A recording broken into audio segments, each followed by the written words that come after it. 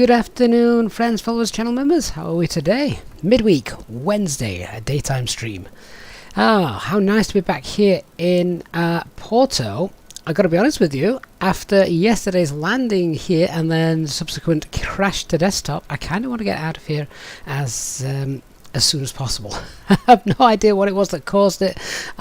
Just one of those random Microsoft Flight Simulator moments, I guess. But the worst thing that can happen is we spend half an hour on the ground setting everything up, going through everything to crash to desktop on the taxi. It has happened before, not for a while, but sadly it has happened before. Really don't want that to happen today, so we shall we'll see how we get on. I'm quite anxious, as I say, to get the heck out of here. But it looks beautiful. This is the MK Studios Porto Airport, available from Orbx. So yeah, really nice looking. I just wish that, or rather I hope that nothing crazy happens. We're gonna have a quick look around then before we get on board, and you will be able to see for yourself how rather beautiful looking this airport is. Lots of detail, as we've come to expect now. So many high quality payware mods coming to the simulator, and freeware mods as well, it has to be said. And it's all the detail. Look at all the sort of cargo containers and things like that. Captain Scoop, please don't spam the chat, mate. You only get one warning. So if we head over to the front of the terminal as well, not many cars on the roads, has to be said. I I expected a few more moving vehicles. Who knows? They may have been calmed down to sort of facilitate good frame rates, because there's a lot of details here, isn't there? But there you go. Right, so let's go ahead, look at getting on board, and we'll set up. I can see a couple of people joining. We are on VATSIM. Oh, who's just anyone in the chat just spawned in TAP Portugal, which would of course make sense given that we are in Portugal, of course. What beautiful weather this is today. We've got high pressure controlling everything, which is why there isn't a cloud in the sky. Sometimes it makes me nervous, because I wonder then often, is Microsoft Flight Simulator's live weather actually working? But today this is exactly what I expected to see. Beautiful clear skies, which means that we should have a nice scenic flight for you today. But just look at that. That is beautiful. There is one thing I wish this airport did, and I suppose I may be expecting a tad too much, but if we just give me a sec, let's just jump into the flight deck, and if we have a look just here, look at that. I've not seen this before. The electronic UTC board. Wouldn't that be cool if that actually changed? If the time on there actually matched. Obviously it doesn't, but yeah, that would be really rather neat if it did. Just another one of the ways that perhaps we can make Microsoft Flight Simulator look even more realistic than it already is. As you can see though, look at the parking stand sign. It's not clean, it's pitted, it's old, and yeah, it's dirty. Nothing is brand spanking new, which is very realistic. So there we go. Captain Scoop, this airport is available from Orbx for anybody that wants to go ahead and download and purchase that. So as you can see, our aircraft today is currently in its turnaround state. We're going to go ahead, do our pre-flight checks, and then we shall look at getting passengers on board. So quickly, with the overhead, everything is where that should be. We can start the APU as well. We'll give that a couple of seconds. 1, 2, 3. There we go. So overhead is looking absolutely fine. Come down, of course, anti-skid is on, etc. We've got the audio control panel 122 display and 1215 on the guard, so on Unicom. Flight deck doors are currently open. Then the switching panel, thrust levers, engine masters, engine mode, parking brakes are set, spoilers, flaps lever, all where we expect those to be. Come to the FCU, we'll get the flight directors 1 and 2 on. I know from looking at the brief beforehand that our initial climb is going to be up to flight level 100, so I might as well go ahead and set that now. We can then pop the constraints on as well. Should probably put those on both sides. I never normally do that, but why not? It makes no difference. I've turned the first officer's displays off to save the frame rates. But there we go. Right, APU is available. We'll just get off that minute, then we'll get the bleed air on. So the glass shield is all set up. Instrument panel is all set up from the previous flight. RS is aligned, and we can just double check that as well if we go 3 nav green. Fantastic. So let's go to the AOC menu on here, and I've not given you guys the operational flight plan, have I? 1 second. My apologies for that. So, operational flight plan coming in on the YouTube chat in a second. And I'll pin that to the chat as well for anybody that wants to check that out later on in the flight. So there's our operational flight plan. Christian, you've just learned that Lufthansa start with engine 2 first because they prioritise the parking brake pressure. So many different stops in the EU alone. Well, exactly. And to be fair, I don't think Airbus originally designed the aircraft for single engine taxis. That's something the lower cost airlines have brought in, which is just a cost saving, fuel saving, wear and tear saving thing, isn't it? So I can see why they do it. But there you go. Mark, you couldn't help yourself. You've ordered the captain's pack, so you'll now have all the add-ons with the with an extra set of thrust levers because you already have got the thrust lever pack. Oh wow! And it's coming tomorrow as well, Mark. That is fantastic, isn't it? Great to hear. I'm still getting very used to mine. So init press, init data request, 1 hour 35 minutes our flight today. We've got our weights and bounds screen, and we'll have a look at a moment. Let's just request that. The APU's been running long enough, so let's now get the APU bleed on. We'll leave that a minute before we actually turn the packs on. So if you guys have seen the operational flight plan that I've just given you, you'll see that with this high pressure currently over us at the moment, it is absolutely beautiful. There is very little reasons I can find to actually load any extra fuel. But I don't know, maybe the APU running, things like that, more than we would because of COVID at the moment. Maybe a potential for a little hold, I don't know, but certainly there's no real reason I'm expecting not to be able to get into Nantes today. So yeah, we're going to go, and if you check the plug fuel, it is 6241. I'm going to go ahead and load 6.5 tons. As I say, very little reason I can find to load any more than that. Rui Martins, good afternoon, sir. Hope you're well. Thank you for joining us today. Drini, hello, you missed the flight plan in the A330. Ah, yes. Well, when they upgrade, hopefully to the stable version, because it's an old version at the moment, I should say, the A330 currently sort of using an older stable version of the fly-by-wire cockpit. When they upgrade, that's going to be really nice, isn't it? Right, so refueling is currently underway. APU bleed has been on for a minute now, so let's go ahead and get the packs on. Now they're done, we can tell cabin crew that they're good to start boarding.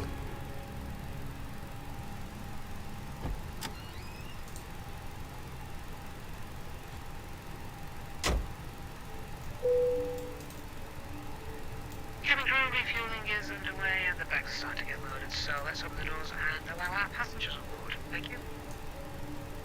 No problem.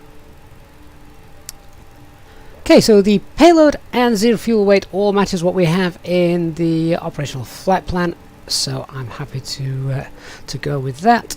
So let's just start the boarding of the aircraft weights. A couple of things then we want to check. I've already done the 3.5 green check. Iris is fine. Leap engines, valid Airac cycle. Let's go on to the AB page and download using ACARS. Ru, have I had any problems using the engine mode selector on the new Thrustmaster? No, not at all. I had to set up very, very little. I am going to be bringing a video out basically with the setup of it, because it all works perfectly. It's just me that doesn't work perfectly sometimes. Different key bindings and things. And that's not really for the thrust lever set. That worked completely out of the box without anything deft needing doing, apart from downloading the driver from the Thrustmaster website. It's just the key bindings of the side stick I need to get my head around, which is my own fault because I set those up myself, but everything else is fine. Right, so let's go ahead and set this up. We've got the alternate today of Bordeaux in there. Again, hopefully we won't need that. So Lima Fox, what is it, Bravo Delta.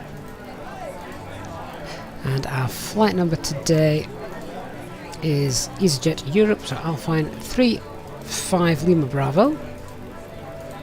Costing us a 4. Right, that cruise flight level, yeah, it's just that Simbreeze popped in a step climb there. I'm not going to be cruising at 240 for an hour and a half, no chance. So we're going with flight level 300 today, so I'm going to leave that temperature. The tropo is 4230. So let's go ahead and pop that in.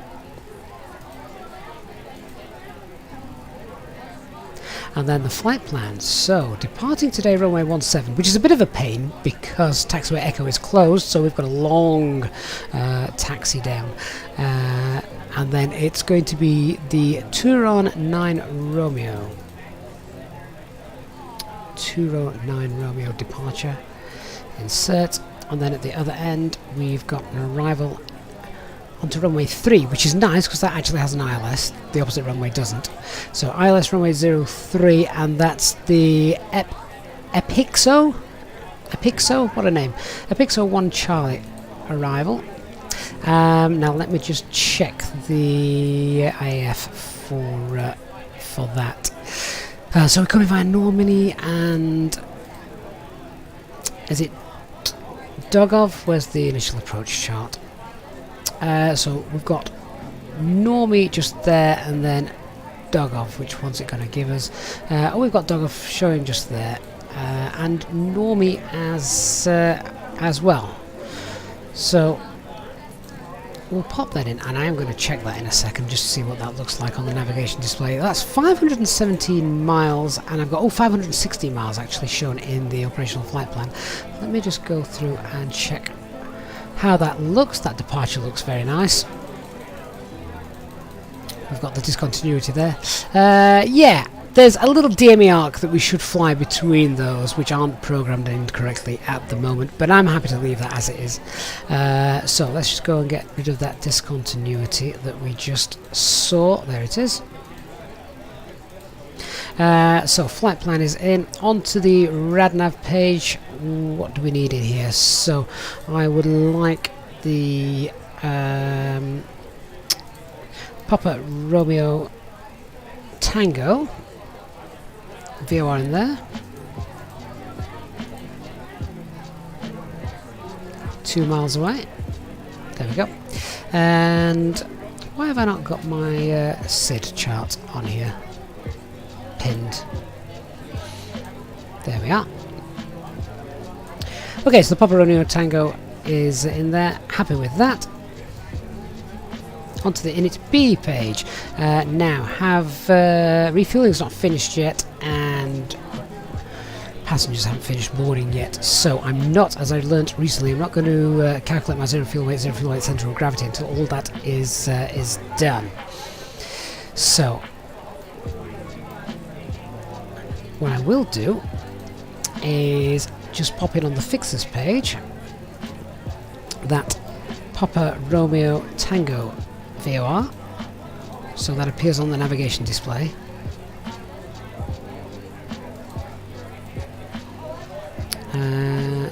There it is, right by the airfield, to be fair.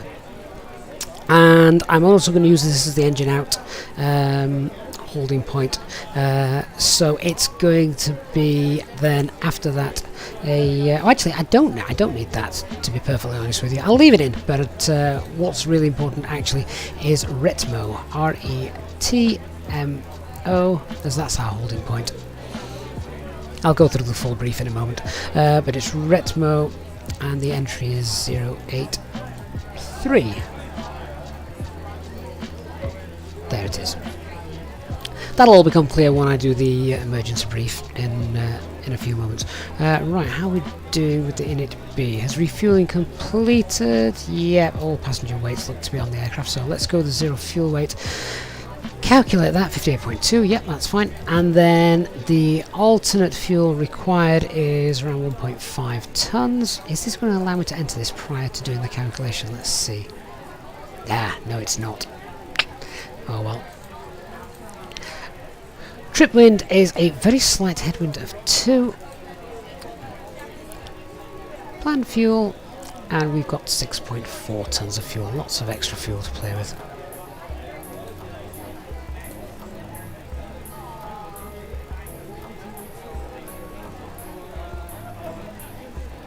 And that alternate then, 1.5 tons of fuel. Pop that in. An extra 25 minutes flying time. Onto the performance page. Transition altitude here is 4,000 feet. Thrust reduction is 1142, and that's for all of them today. For runway 17. Flaps 1 departure. Calculate the V speeds. 136, 132. And 131. Just double check that chart again. Any speed restrictions? I don't think there are. Nope, no speed restrictions on there, so I'm not going to pop anything into that. Right, okay then, let's talk about our departure. Let's do our brief. So we've already mentioned that the weather here today is absolutely glorious, no issues there, so we've got a problem getting back in here. It isn't an issue. We're in the Type A320NX experimental version, updated today, so this is the new experimental version. I'm not quite sure what's new about it, maybe we'll find out as we go along. No times to be aware of. We know taxiway Echo is closed, so we can't use that, which means that we're going to push back, and then we're going to cross runway 35, runway 17 via Charlie. So we're going to go Charlie, Hotel, and then down on Alpha 2, Alpha 3, hold Alpha 3, and then we're going to have to do some backtracking because this is the new taxiway which currently isn't built yet, or maintenance is still underway on it as they still finish constructing it. On takeoff, nice and straightforward, we're on the which one are we on? The 209 Romeo. So that is a right-hand turn out over the sea, the safest I would imagine. So there we go, you can see quite straightforward. Let's just double check the coding of that. I want to see ZAPIM 633613641 on the flight plan. ZAPIM 331341 and 2 on. Yeah, so all of that looks to be coded correctly. Any threats to be aware of? Well, minimum safe altitude is 3,000 feet, and then it actually drops to 2,000 feet a little bit further on, but for the majority it's 3,000 feet for us. And of course we know that we've got terrain over to the east side of the airfield. That shouldn't concern us though, if anything does go wrong. So yeah, a nice straightforward departure. A little bit of a faff with the taxi, but don't want to concern ourselves too much with that. Alright, let's do the emergency brief. So, air traffic control. There's no air traffic control online, so if we have a problem during the taxi, we'll stop the aircraft and just make a quick call on Unicom so everyone knows what's happening while we stop the aircraft and try and work out what the problem is. Hopefully we'll not have to return to the gate. We can run any ECAM drills that we need to there. On departure, if we have any problems then or warnings before 100 knots, we'll consider stopping the aircraft, but after 100 knots and up to V1 I would only then stop for an uninhibited ECAM warnings, cautions such as engine fire, failure, and that's with or without thrust loss, or essentially if I think the aircraft is completely unsafe to fly. If that's the case, I'll make the decision to stop, and I will call stop clearly. I'll then go to max reverse, keep the aircraft straight on the runway, and use manual braking if auto brake isn't working like I think it should. I can also attempt to point the aircraft into the wind if it's an engine fire warning we've had.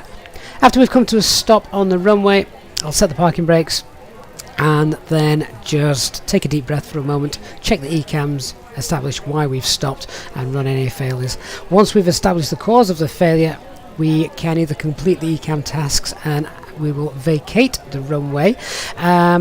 If it's something a little bit more serious though, such as an engine fire, then we'd need to consider running the evacuation checklist. I haven't said this for a while, but that is a big call to make. If you are going to initiate the evacuation, be sure you're doing it for 100% the right reasons, because passengers will get injured going down those slides. A failure after V1, however, then we're committed to getting the aircraft into the air. So if it's an engine failure, I'll fly using the standard technique, 12.5 degree pitch. We'll follow SRS and rudder to counteract any yaw, and once the aircraft has got a good positive rate of climb, we'll get the gear up as well. I can trim out the yaw and pop the autopilot on. I will pull the heading book as well at this point so we don't continue to follow the SID, but let's concentrate on getting the aircraft nice and stable, and after 4,000 feet we'll then confirm what the failure is.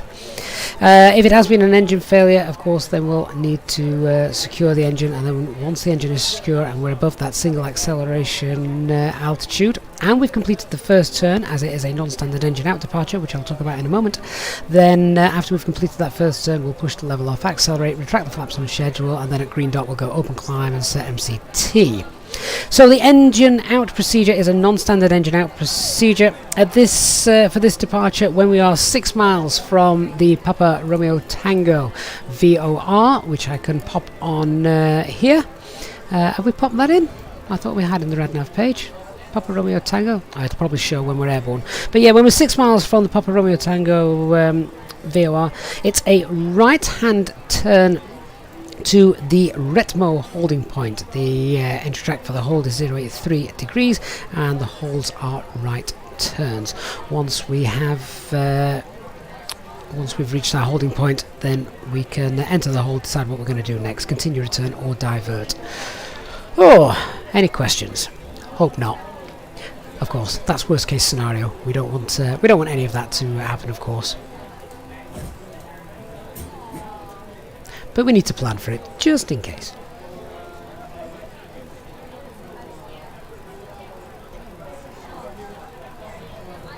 Ladies and gentlemen, welcome on board our Easyjet service. Please place your large bags into the overhead locker, wheels first, and keep your small items under the seat in front of you. These include laptops, handbags, duty-free and loose items of clothing. Once you have safely stowed your cabin bag, please take your seat. To help us ensure a prompt departure, we would kindly ask that you keep the aisle clear, enabling all remaining customers to board. Your seatbelt can now be fastened ready for departure. This is a no-smoking service. Thank you for observing this policy. Thank you.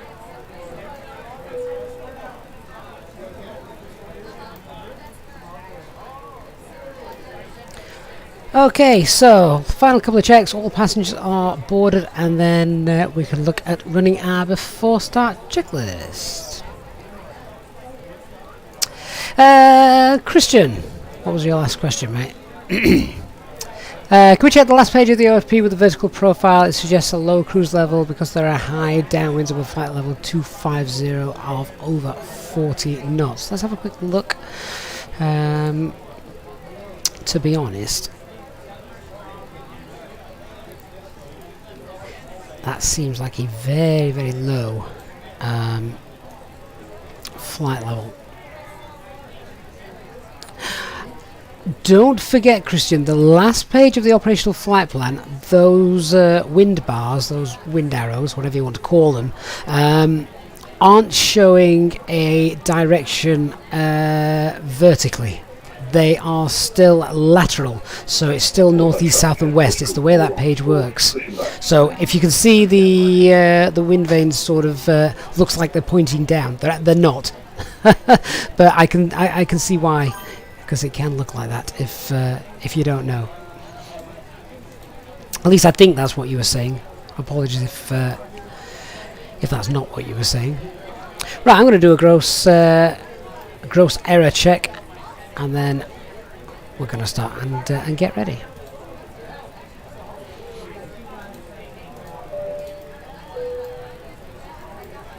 Ladies and gentlemen, on the flight deck this morning, let me welcome you on board this Easyjet aircraft as you settle in for what we hope is going to be a most enjoyable flight.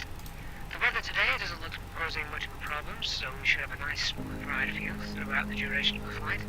And as the cabin crew continue making their last preparations, if you could please assist them by getting yourselves sat down, your seatbelts fastened, and make yourselves nice and comfortable. The ground crew have now finished loading the aircraft, and we're just about finished with all our pre-flight checks, so it won't be long until we are pushing back. If you could please give the cabin crew your full attention as they go through the safety briefing, we'd very much appreciate it. So on behalf of myself and the First Officer, we'd like to say thank you for choosing Easyjet today, and we look forward to give you a safe flight. Oh, look at that. There's actually someone controlling the jetway. That's the first time I've seen that. That's quite neat.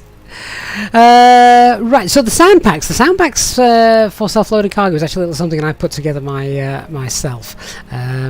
So yeah, it's kind of a bit of a custom sound pack that I've created. I keep meaning to sort of package that all up and make that available to the channel members, because I know a few people have asked me about that. So X-Teen, the scenery is MK Studio scenery, and it's available from Orbx, so you can download this, as I say, from Orbx if you wish. Right, before start checklist then. So cockpit preparation is completed.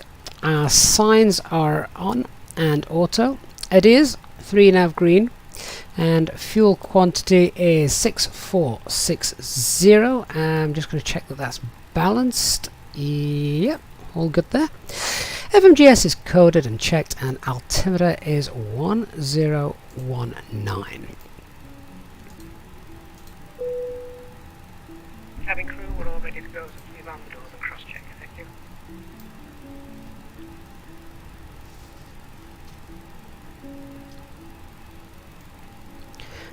So I think we're about ready to push back. We'll get the aircraft ready. We'll call the pushback tug, and final check. Still no ATC here, have we? No, so we'll remain on Unicom.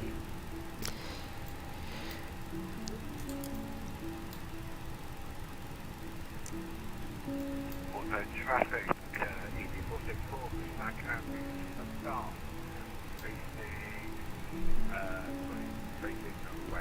I think that's Nick on Unicom. Nick, you sound very, very quiet, unless that's me for some reason.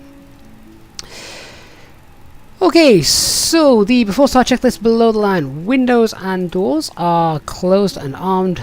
Beacon light is on. Mobile phone is silent, and parking brake is on. Let's give the tug and ground crew a call, shall we? Cockpit to ground. This is ground. X-Teen, yep, this is the experimental version of the A320NX. Alan RFC, thank you so much for subscribing. Really appreciate that.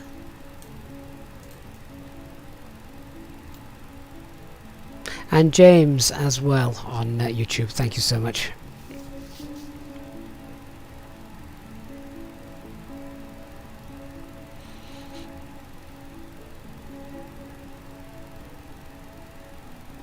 Trying to see our tug driver down there. He's disappeared below my glare shield. I presume he's there. Okay, sir. There he is. The bypass pin is installed. All doors and hatches closed, and all ground equipment is removed. The parking brakes are set. You may lift. Parking brake set. Lifting the aircraft. X-Teen, that is indeed correct. We have a gorgeous custom livery. Standing by for pushback. Which the sun is shining on quite nicely today. So we're standing by for pushback. Let's just make that call on Unicom then. Porto traffic, Alpine 35 Lima Bravo, stand Sierra 32, pushing back facing north. Do you know what? I'm going to double check that. Yeah, pushing back facing north. Whew. Cockpit to ground. Go ahead. We are cleared for start and push. Parking brakes set. Okay, cleared for push start. Please release parking brake. Parking brakes are released. Commencing pushback. You can start the engines in sequence. Yeah, we'll start in the sequence. Okay, so let's start engine 1. Engine mode selected to start, and starting engine 1.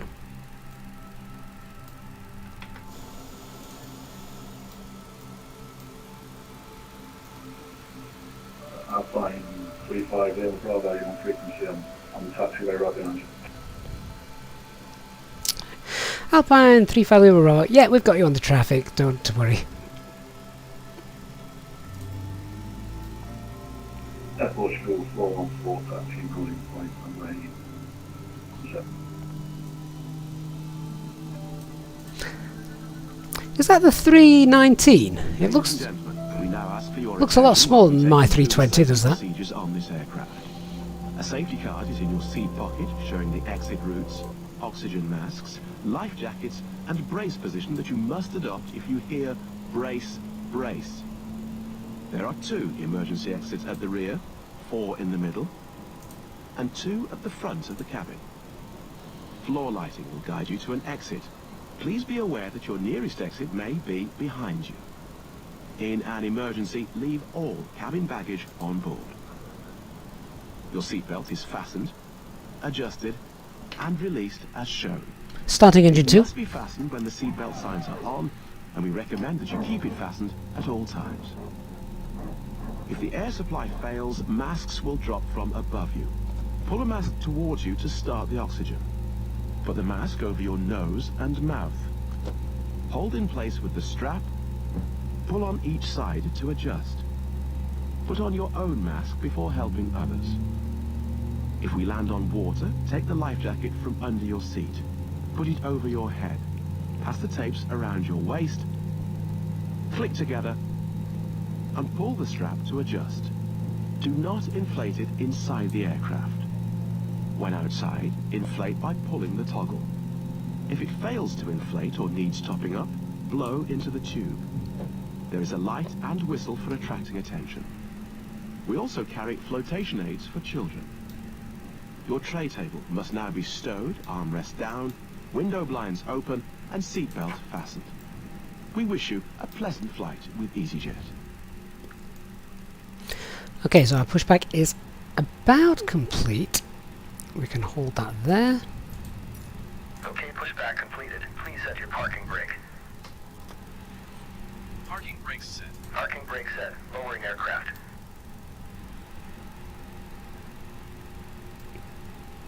Ground startup is complete. You may disconnect. Roger. Good engine start. Clear to disconnect. See you at the side. Have a good flight. Holding position, waiting for the visual. Thank you and goodbye. Okay, after start checklist.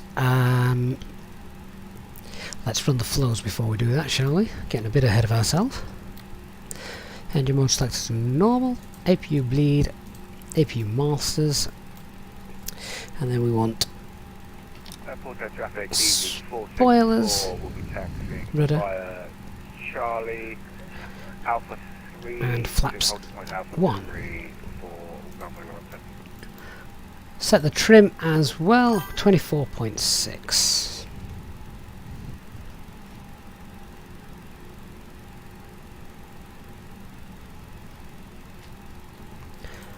Okay, that after start checklist then. Anti-ice not required. ECAM status is checked. Pitch trim 24.6. Rudder trim set 0. Start flight control check. Full left. Full right. Neutral. Full up. Full down. Neutral. Rudder. Full right. Rudder. Full left. Neutral. King David, thanks for following so much on Twitch. Appreciate that. Pushback tug is now clear. We'll announce our taxi and then we'll get moving.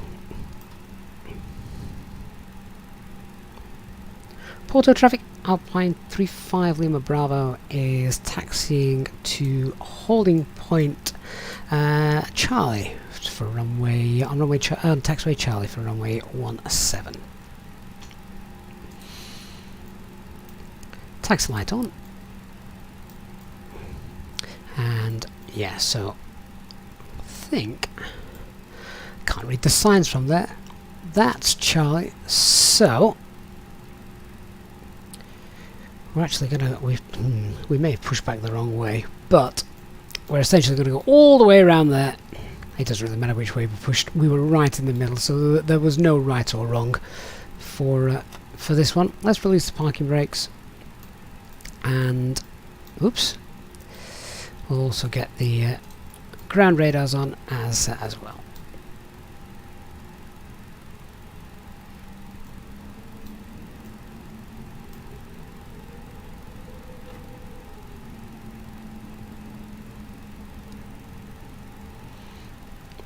Now, because we're now crossing across the, we'll be crossing the active runway, we need to pay good attention to the comms.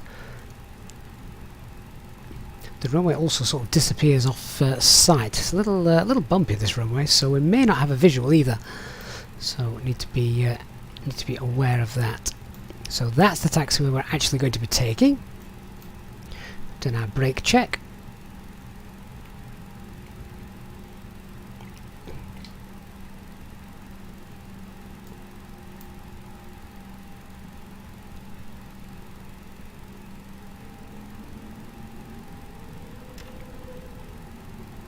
Red Guard, you don't need the probe heat. It's, well, for starters today, beautiful daylight today, we won't need the probe heat. But also when the engines are running, that's automatic, so you only really use that on the ground without the engines running.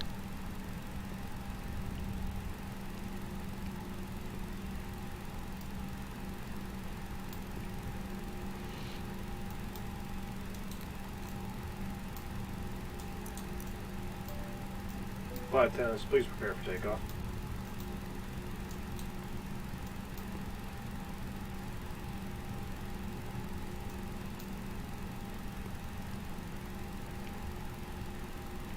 Matt, the checklist that I use based on real world, well actually I'm lucky enough to have the real world checklist in front of me, but there are those, the checklists you can use are available to download in our Discord server if anyone wants to join that, in the pilot's briefing room on our Discord server, and all of the documentation in there is all based off real world information.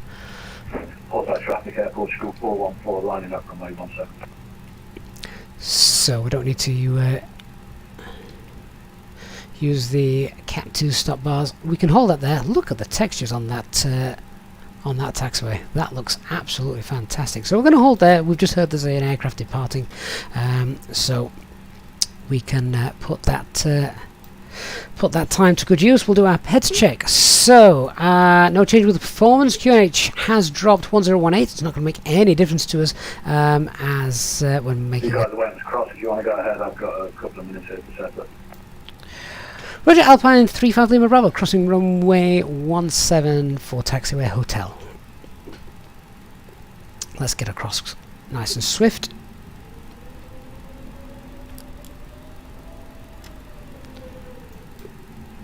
He says, powering up his engines, parking brakes not on. Why are we not moving? Are we stuck in a divot? Well, the parking brake was on, but the eCam wasn't telling it was on. That's interesting. I've not had that before. Our strobe lights are also on as well. 464 is also crossing runway 35, if that's okay.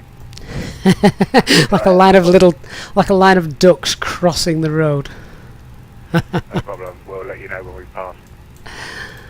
Roger.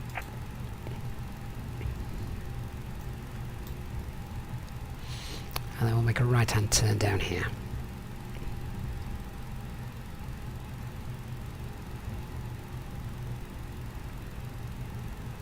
Okay, nice long straight taxi down here so we can continue with our before takeoff checks.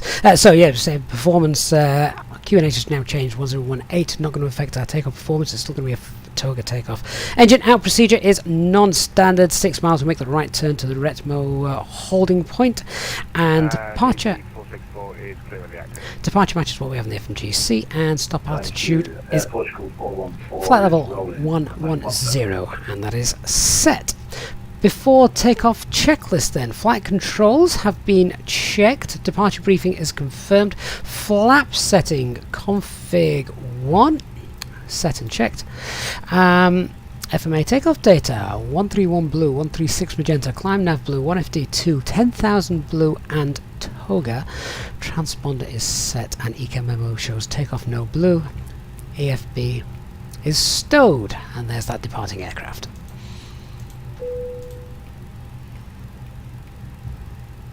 Cabin crew, seats for takeoff, please. See you later, Mark. Portugal 414, clear runway 17.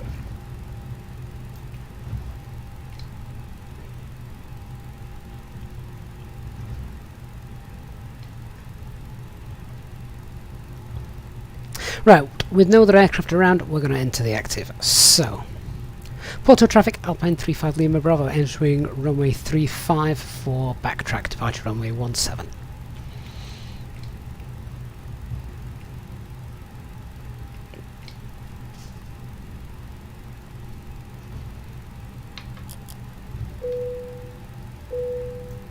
Let's check then, all the lights are on, runway turn off lights.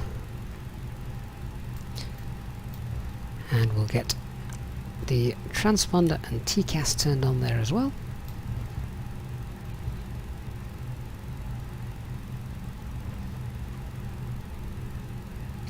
Seems a little bit bumpy.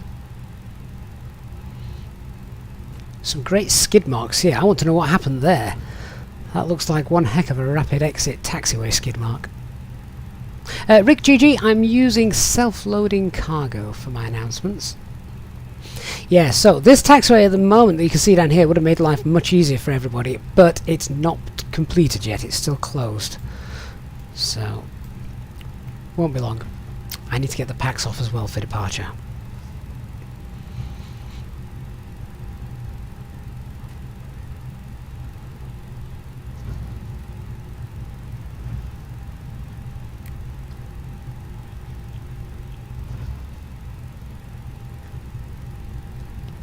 The turning pad then is on the left coming up, which is good, being sat in the left hand seat.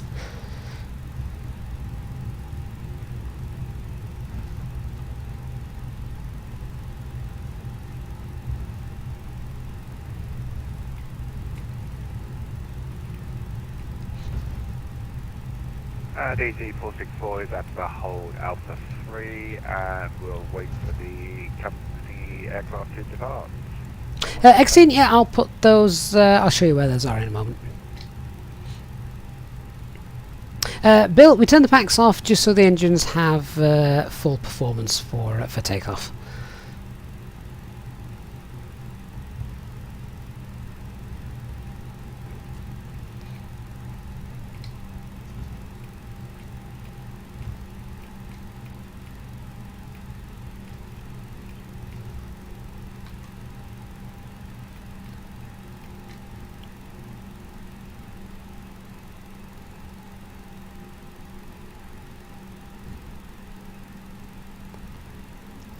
Use a little bit of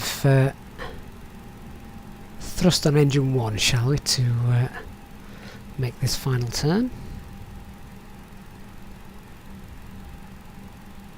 So nice having two independent thrust axes.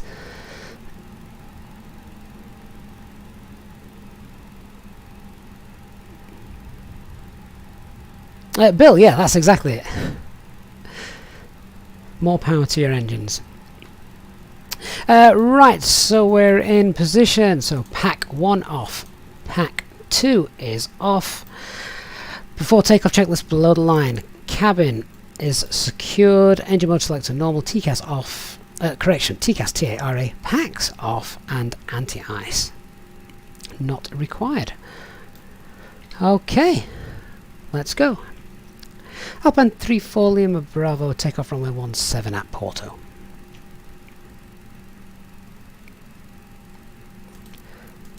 Takeoff, start the chrono, set 50% N1. Tally Johnson, hello sir. Engine stable, set takeoff thrust. Man toga, SRS and runway.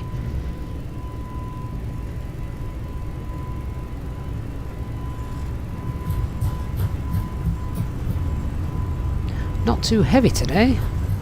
There's 100 knots. Wind is from the left, engine 1 critical, V1 rotate.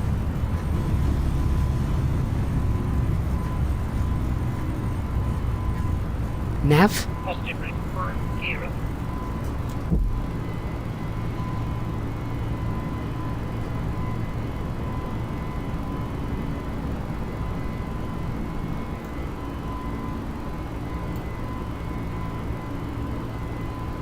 DC464 is taxiing to holding point for runway 17. Set climb thrust. Thrust climb. Climb. Autopilot 1 engaged. Pack 1 coming back on.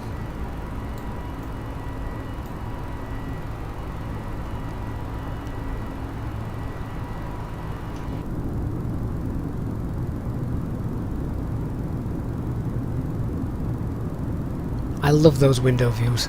So realistic. Pack 2 on. 2,500. S-speed passed. Flap 0. Ground spoilers disarmed.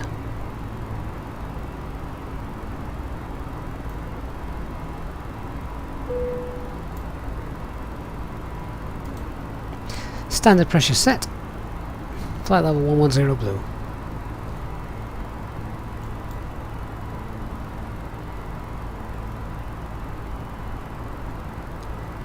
We'll get through these first couple of turns, then we'll release the cabin crew.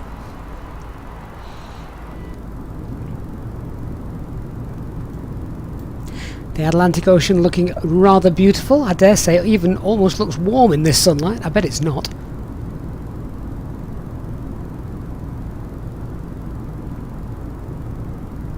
Love the way the sun reflects and bounces off the water as well. Really, really nice. Oh god, we can actually release cabin crew now. Don't think we're going to have any problems with turbulence or anything like that.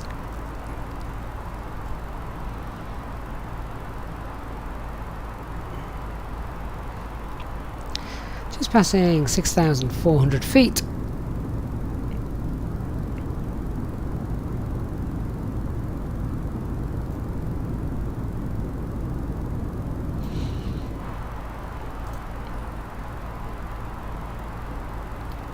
Now, I had a choice with today's flight. We could have either gone to Nantes or we could have done Funchal. Speed Alt Star. No ATC around. Let's continue our climb. Let's set flight level 250. Thrust climb. Open climb. 250 blue. Ladies and gentlemen, please keep your seatbelt fastened while the seatbelt sign is on. We recommend that you keep your seatbelt fastened whenever you are seated. Toilets are located at each end of the cabin. Remember that smoking is not permitted at any time. This includes e-cigarettes.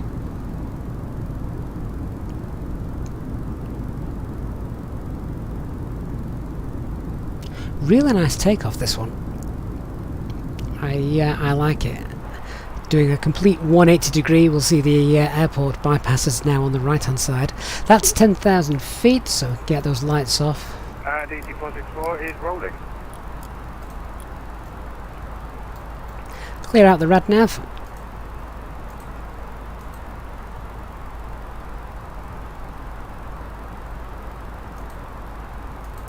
Clear the fixers off the fixers page as well.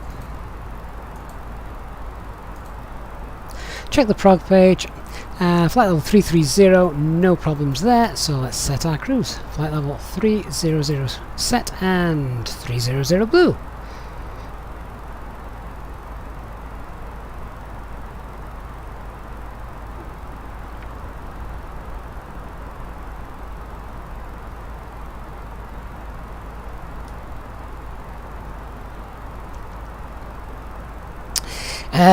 Christian, what have we learnt regarding seatbelt signs? Yeah, I love that. It's safe below 7 degree pitch attitude, so that the cart won't roll onto the cabin crew's feet. Yeah, well, as you can see, what are we at the moment? We're below 7 now, so that would be absolutely fine. Are you talking about cabin crew or seatbelt signs? I mean, we're above 10,000 feet now. We're quite safe, so seatbelt signs can come off. I think the Porto airport is actually going to be hit by the engine, isn't it? The seatbelt sign has now been turned on. You are now free to move around the cabin and the toilets are now available. However, when in your seat, we recommend that you keep your seatbelt fastened at all times in case of unexpected turbulence. Please contact a member of the cabin crew if you require assistance. Thank you. Marcel, thank you so much for subscribing. Appreciate that.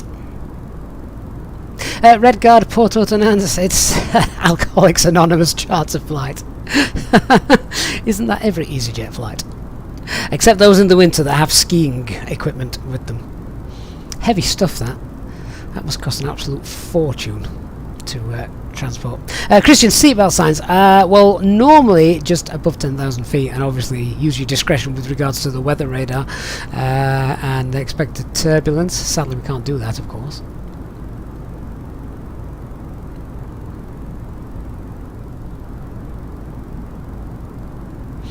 Talia, have you noticed that whenever we've done multiplayer flights in the sim, we've always had exactly the same weather, as long as obviously we've got live weather on, and even on the sort of long haul flights that we do, that's people have commented before that it's so great to have the same weather on the long haul flights, which is really nice. Something that we've never ever been able to do in any simulator before.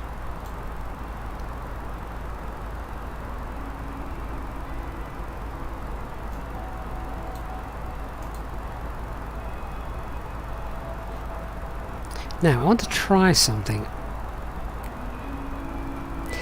I was just having a look at the range of the airports on the EFIS.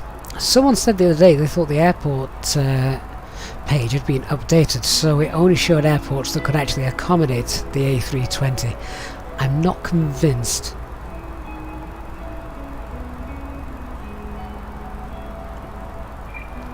Yeah, Christian, exactly. By 10,000 feet, if you're still pitching over 7 degrees, then you're probably doing something slightly abnormal, so you probably wouldn't turn the signs off anyway.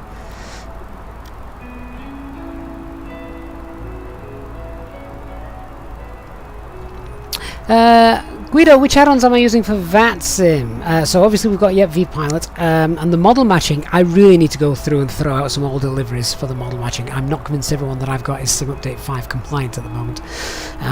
So yeah, there's a good chance that, well, there's a very good chance that they're not. So I need to go through and sort that. But basically, I'd just stick to the big major airlines. I wouldn't be too upset if someone was flying an Uzbekistan Airlines and I didn't pick it up as the exact aircraft. So yeah, I literally would just stick with the major ones. And the emptier, or the more empty, you can keep your community folder, the better. Tish Kisabelin and Logan Wallace, thank you so much for subscribing. Really appreciate that. Alien X Gaming, good morning from Chicago. Hope you've got the same sort of weather that we've got over here. It's looking beautiful. Barry, yeah, that is correct. You've got the well. Normally it says minimum hold and maximum hold. You've usually got 2, so be careful with the chart not to confuse the 2 on those.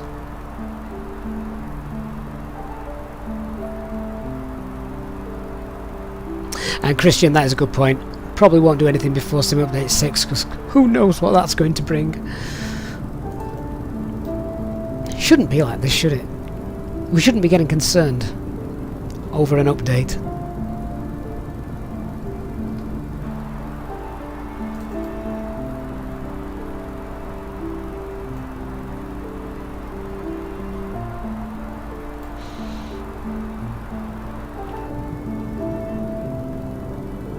Not a single cloud in the sky.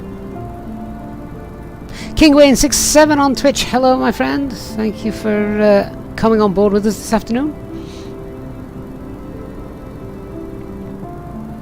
Easyjet, if you want to have a real good look at model matching, then what I suggest you do is you get yourself on our Discord server, and from there, head to the pilot's briefing room. And our channel member Nick has done an extensive write-up and documentation, tutorial if you wish, explaining how to get good model matching for VATSIM.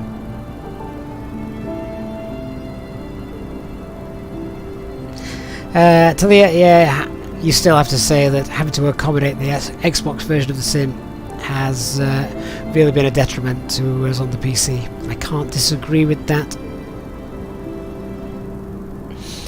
Christian, you just want to see an update just once where you don't have to reconfigure everything from scratch. I know, I hear you. I hear you.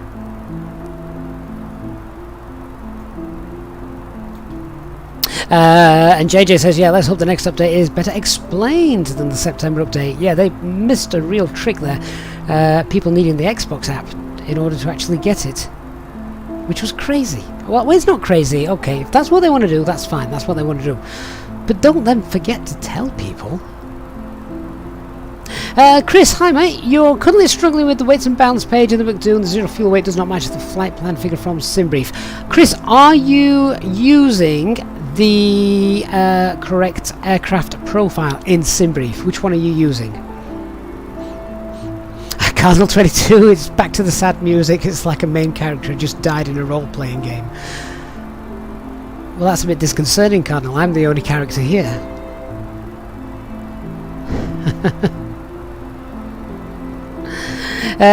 Treadwell, you want the flight sim to get fixed because right now 737s and other aircraft are invisible. Well, that's another thing. That's why I refuse to fly in VATSIM at night time at the moment.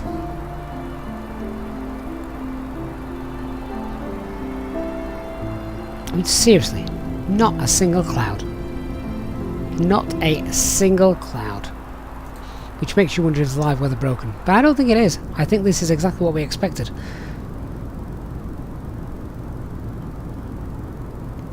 There's just high pressure all over Europe at the moment. How are we doing? We're near the top of climb yet?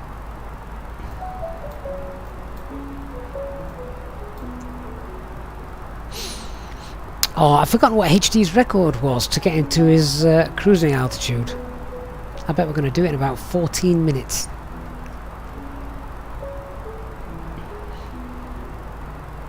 Bear in mind we've got quite a low cruise altitude, so probably an unfair an unfair comparison.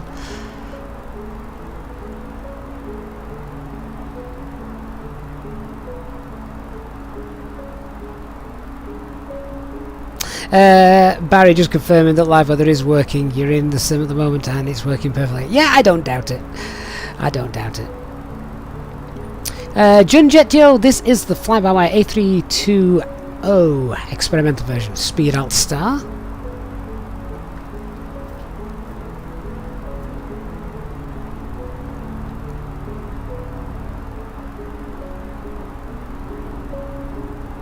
Sheho, no contrails have been visible on AI aircraft and other aircraft for quite a while there. Oh, I caught a fish. I knew you'd be there, HD. Alt Cruise. I thought, if I mention that, I wonder if HD is going to pipe up from the back seat. Where's that jump seat? Good afternoon, HD. Hope you're well.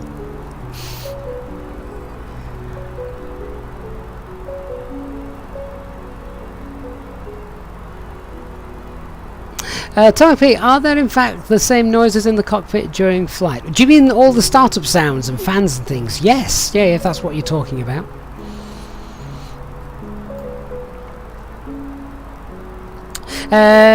Treed, when do I think that the next sim will update the VATSIM Lights book? I think they have said that it is going to, yes. So, fingers crossed that happens. Right, I'll do a fuel check at ASDEB and then we'll just scroll through the SD pages for a moment. Ladies and gentlemen, from the flight deck once again, just to let you know, we've reached our cruising altitude for today, and we are not anticipating any major delays or bad weather ahead, so we should be arriving on time as planned. The cabin crew will now start to make their way around the aircraft, so please make sure that the aisles are clear of any items you may have, and I invite you to sit back, relax, and enjoy the flight. A reminder that our Easyjetsimpilot members are able to take advantage of free drinks throughout the duration of the flight. Thank you, and we shall have an update for you shortly.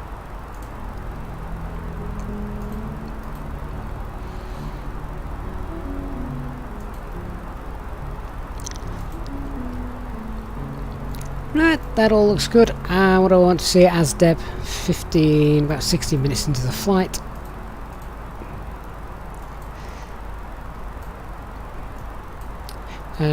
Oh, it might even be a tad early.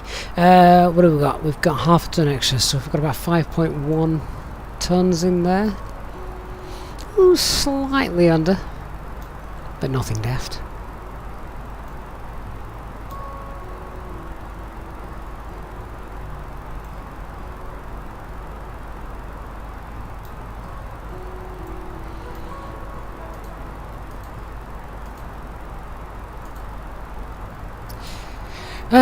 Right, so let's check some weathers. I honestly don't think there's going to be any issue at all with any of the weathers today. Let's crack on and see. So, where shall we check? There's not that many places really between these two airports. It's not a massive area, and we've got Bordeaux already in there, as that's our alternate for the flight today.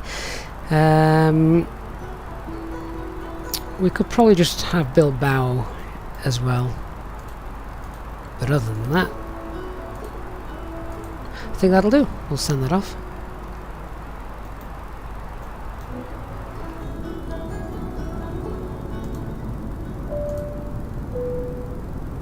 In just a few moments, we'll commence our in-flight service, offering you the chance to purchase a selection of hot beverages, together with drinks and snacks from the bar. We accept payment in pounds, euros, most major currencies, and debit or credit cards. The correct change would be greatly appreciated, and if we can be of any further assistance, then just ask us as we join you in the cabin shortly. David, I think, did we do Southend once? Because isn't there a freeware mod for Southend on FlightSim.tu? A really, really good one as well, actually. we might have to revisit. Oh, hello. One of the cabin crews just grabbed the mic.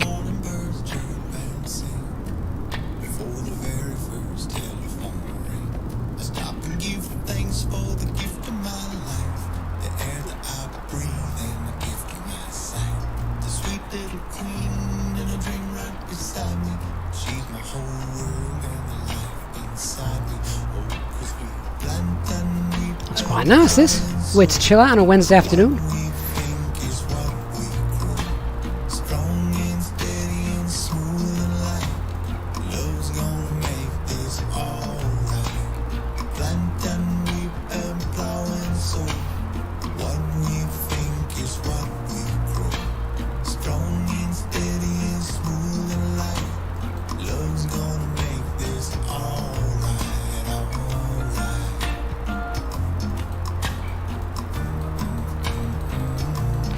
Oh, what a wonderful weather over Europe today. Sheffield is a typical Easyjet flight.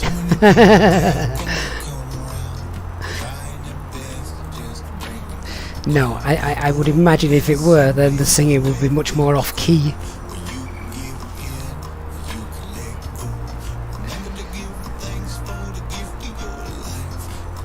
Sounds very Randy Newman and Toy Story-esque, doesn't it? You've got a friend in me.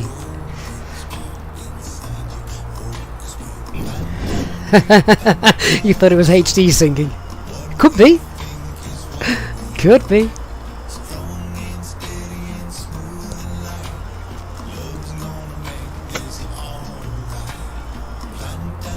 Motor Monkey, it's 1:31 AM where you are in Australia. My word, what are you still doing up?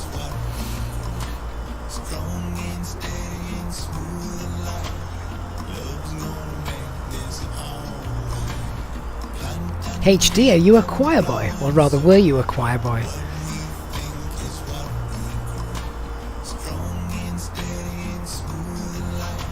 Oh, there you go. That's confirmation that live weather's working when you start to see some clouds in the distance. If it wasn't working, you get just clear skies. HD, you can belt out a great rendition of the snowman. Is that before or after it's melted?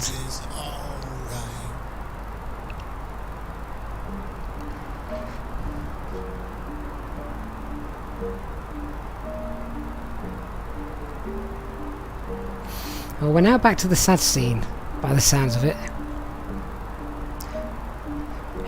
HD's woke up one morning to give a bounding rendition of the snowman in his local choir concert, only to find that his voice is broken overnight.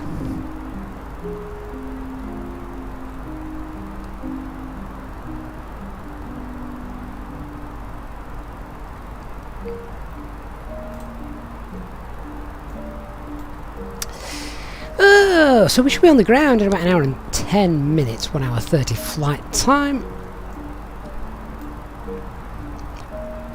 And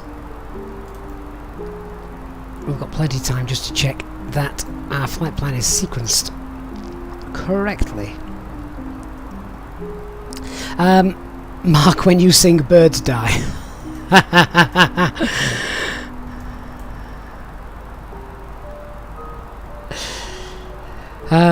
Right, I want to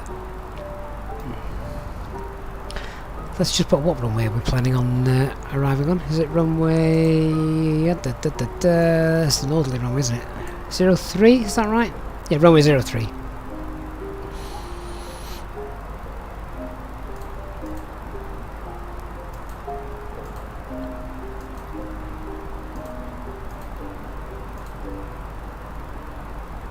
There we go.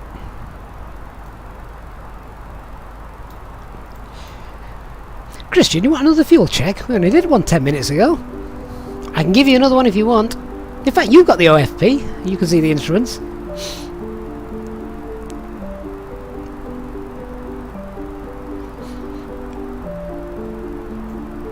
I did pin that to OFP there, didn't I? I think so.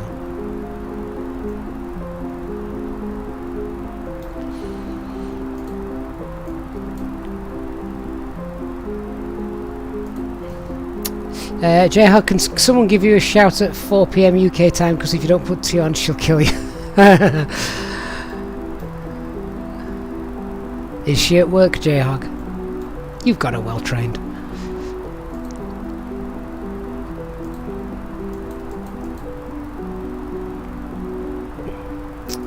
XPO Normie, and then we've got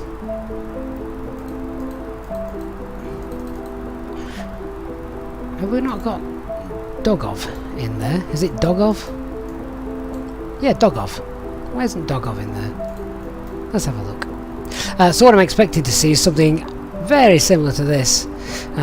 So we've got Normie, and then when we are 16.7 miles away from the NTS VOR, we should make a right hand turn. I'm not going to be too critical about flying a very strict DME arc, but basically targeting towards Dogov, and then aligning with the runway. I can extend the runway center line now on the fixtures page. That will help.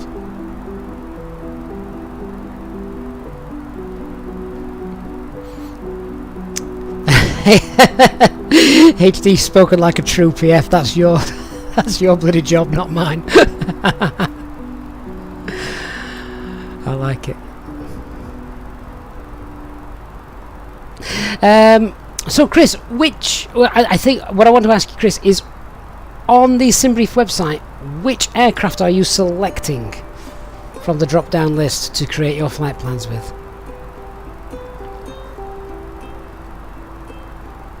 Shehu, what setup do I have? Yeah, I have the TCA Captain's Pack, so well, it's got everything, hasn't it?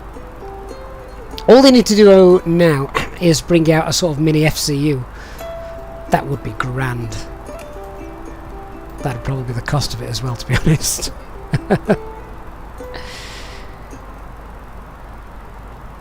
Right, so at a distance of 16.7 miles from NTS, we want to be 4,500 feet.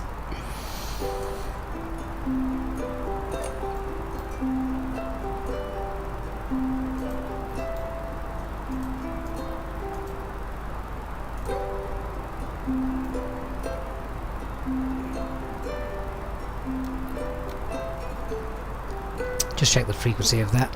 115.5. Yeah, that's correct.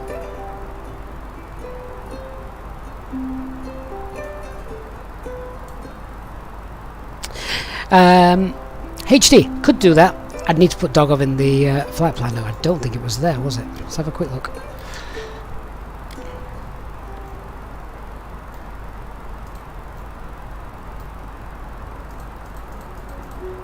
Yeah, for some reason that's not there.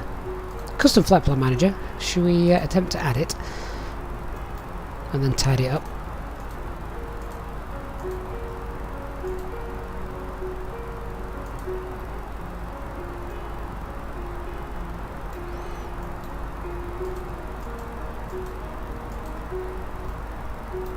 And then we would just need to get rid of, what's that?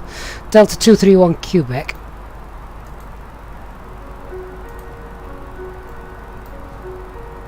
And then clear the discontinuity, and that should be sequenced correctly. There we go.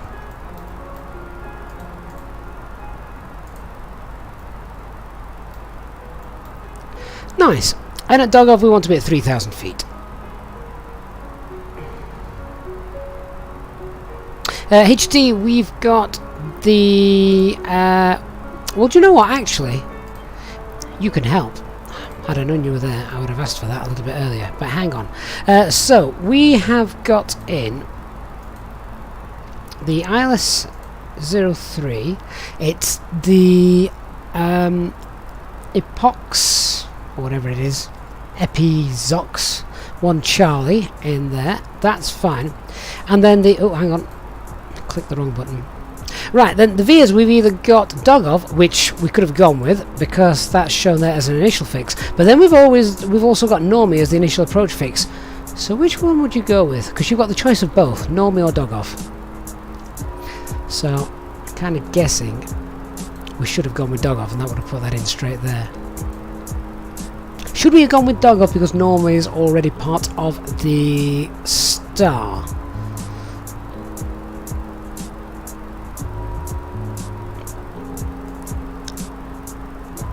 It's always sometimes a bit confusing when you've got the initial approach fix and the initial fix to know which one to go with.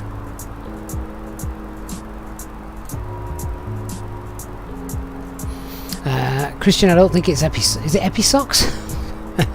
Epic Socks.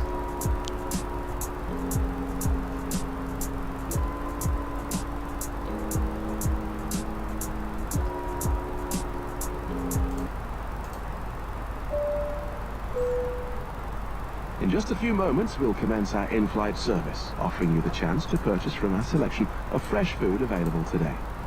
Full details can be found in your in-flight brochure.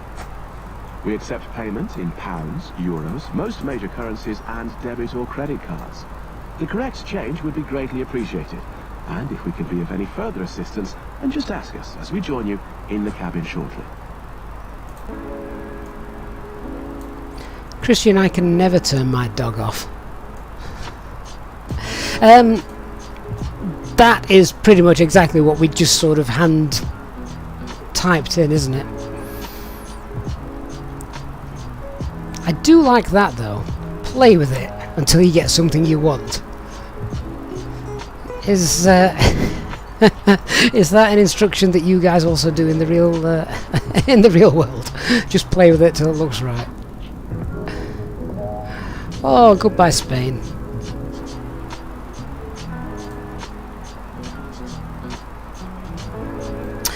Mark, yes, we made it out. No issues.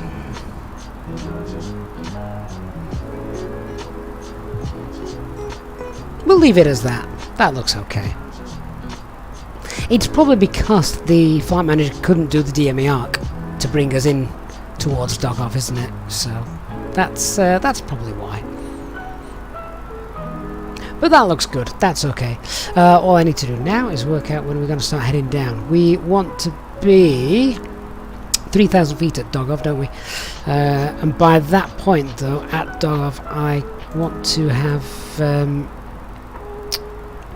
I really want to have slowed down because we're only going to get the ILS 5 miles. We're only going to get the glide slope 5 miles from there. So, what's that? We're at 30,000 feet. That's going to be 23, 81. What's the wind doing? Slight headwind. Wind's very light, isn't it? And variable.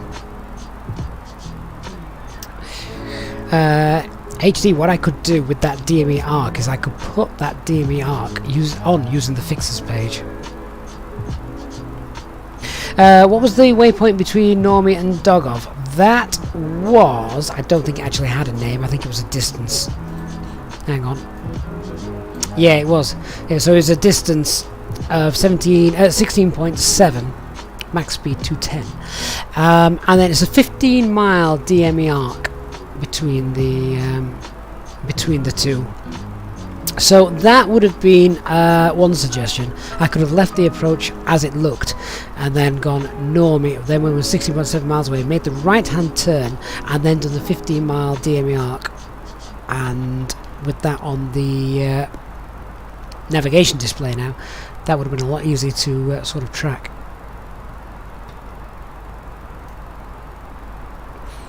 If I put the waypoints on the EFIS, does it show it? It'll be in that one, won't it? The Delta 231 something. I can't tell what that is and I can't zoom in anymore. Yeah, that's the one it would have been. So it would have been a turn there and then a 15-mile DME arc, which I don't think is massive.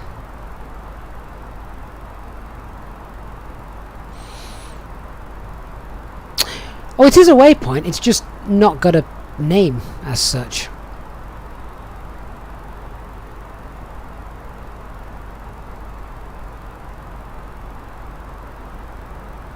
Or it has got a name, but it's not got one that you can pronounce, like Takeoff.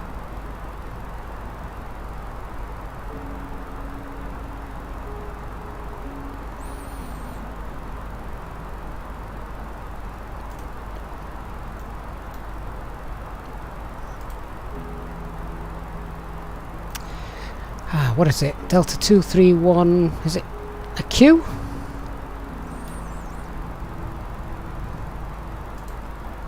I want to make sure we get this right. Delta 231 Quebec.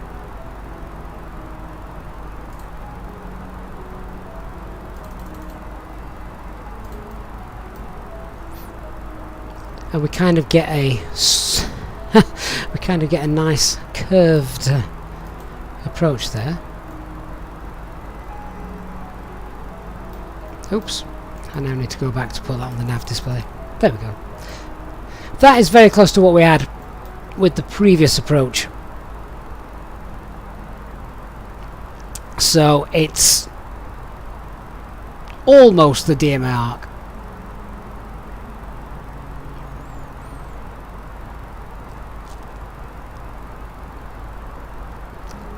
Oh, I knew this question was coming, HD. Hang on a sec. 1, 2, 3, 4.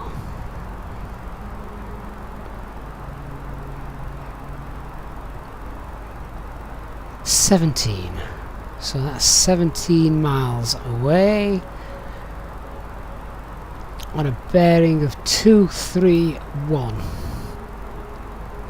from the November Tango Sierra VOR. Oh, I don't like having to work stuff out like that. But isn't that right? It's a bearing of a radial 231 from the Nantes VOR at a distance of 17 miles. See if I get the gold star for that one.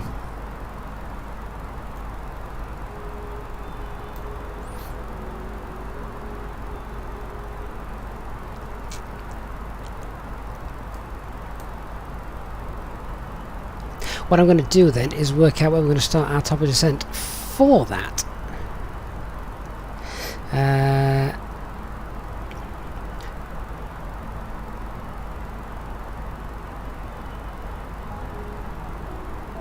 So we're going to work out, we'll do our top of descent at around 80 miles away from there. Dun, dun, dun, dun. Fix this page. Oops, hang on. There we go. Oh, no it's not.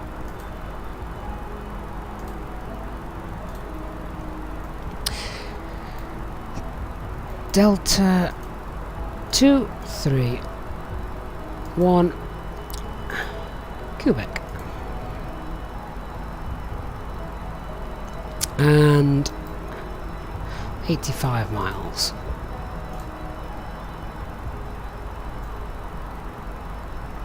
KingWayne67 on Twitch says you've got school in 7 hours, but this stream is your priority. The responsible parent in me should tell you to turn off and go to bed, but nah.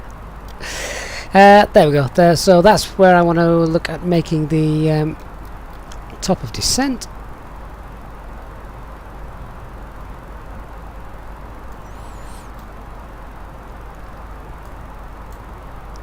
We've already got the Nantes VOR in the RadNav page, so that'll appear just there.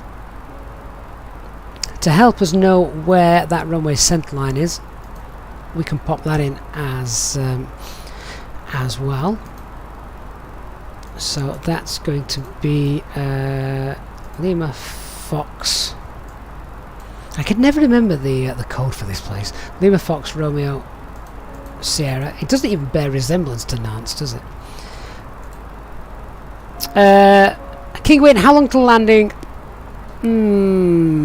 55 minutes ish, as long as there's no go around.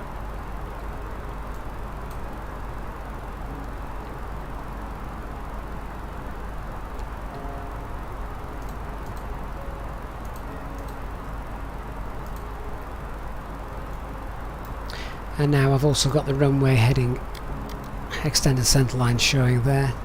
There we go. I love that map partially displayed because I can't get everything in there now. So that's nice to be able to see.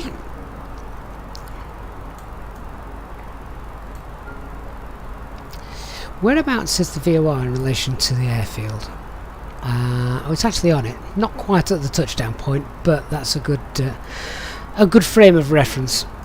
So that's nice. And then I'm going to start talking about the brief in a few minutes.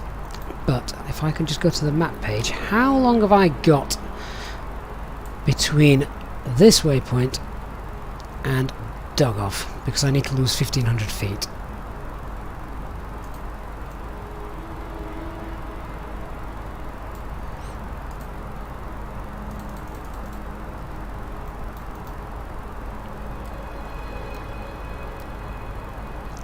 So looking at that, I've got I've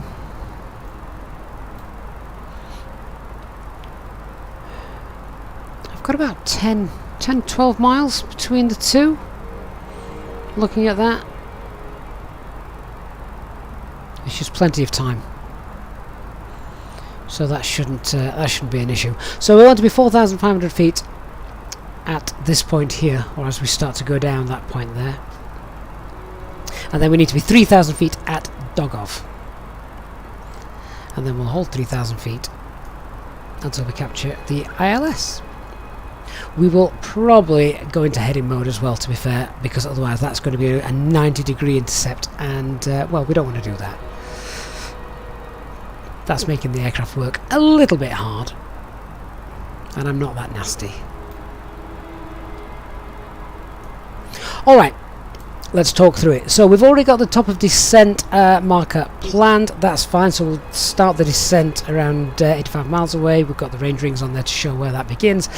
We'll monitor that descent all the way down, and I'm aiming for 4,500 feet, and I want to be green dot by that point, or below potentially. Max speed is 210 knots, so we'll check that.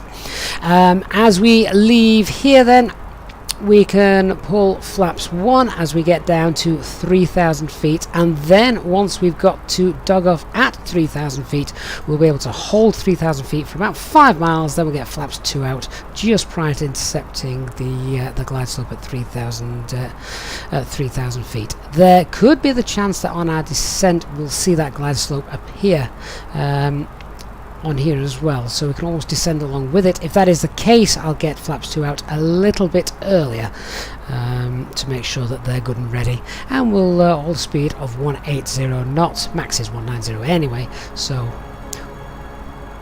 flaps 1 as we approach, certainly as we leave here. Then we'll monitor the glide slope for flaps 2, and we'll pull speed as well, so we're 180 knots. And then should be nice and straight in. On landing, it's going to be vacating to the right. I expect to vacate on Charlie or potentially Delta, and then straight into our parking stand of choice.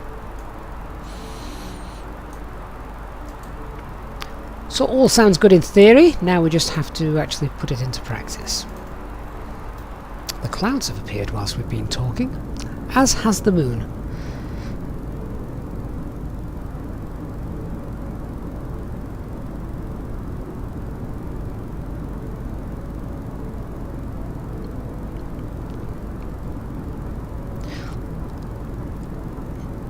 I've just come back into the chat and I'm very confused.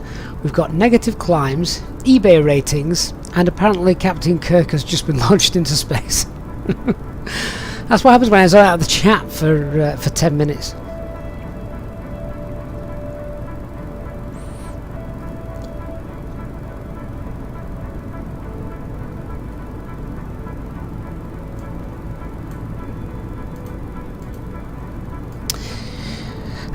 What's the name of this star? Epizox. Socks. Yeah, how strange. I don't like waypoints where I can't easily pronounce them. A bit like call signs.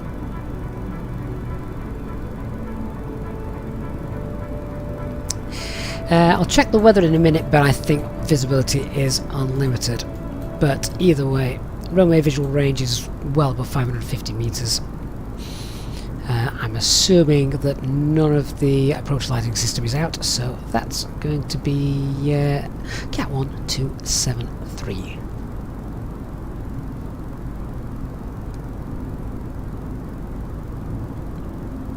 ILS frequency is 109.9. Runway elevation is 73. Let's have a look at the missed approach. Climb straight ahead to 1300, then a left turn, maximum 200 knots, while climbing to 4,000 feet. Intercept and follow the 334 radial to Nitem, or as directed. Do not turn before passing the missed approach point.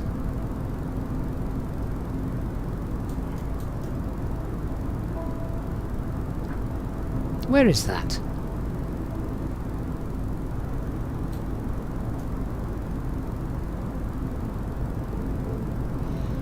Am I just being very blind?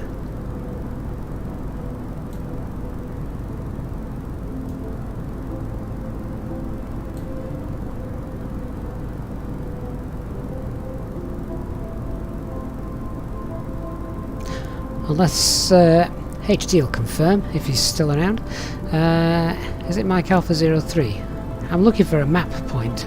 It's not showing me the full details.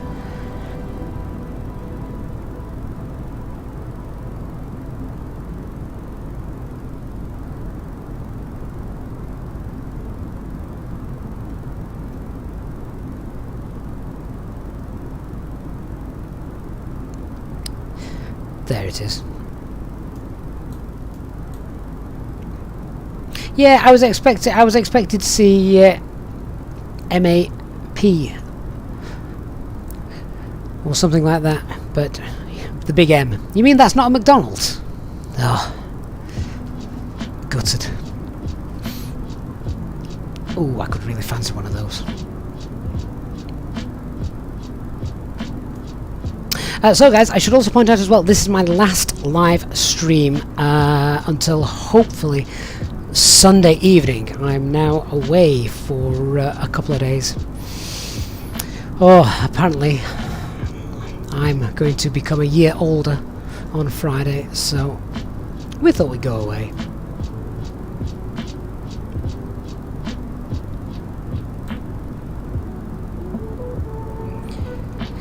So no Friday night stream, as I shall be busy with the family.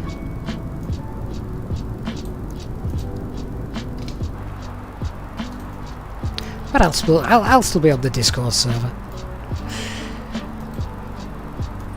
Right, how can we make this missed approach a little bit easier if we need to? So climb straight ahead. Left turn 200 knots, 4,000 intercept, and follow the 334 radial from NTS. Okay, let's pop that in.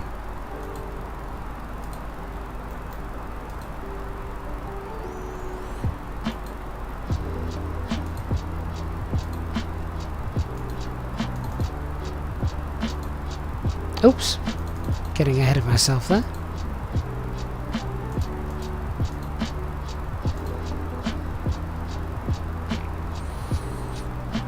And we'll also pop Nitem in there.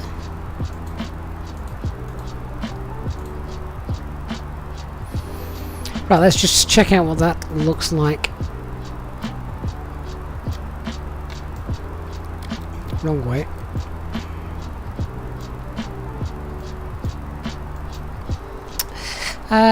Oh, guys, that's really kind of you. Happy birthdays in advance. And it feels like just a year ago I had a birthday. Yeah, quite right. Christian, I'm turning 21, mate. Not 20. It's a big one.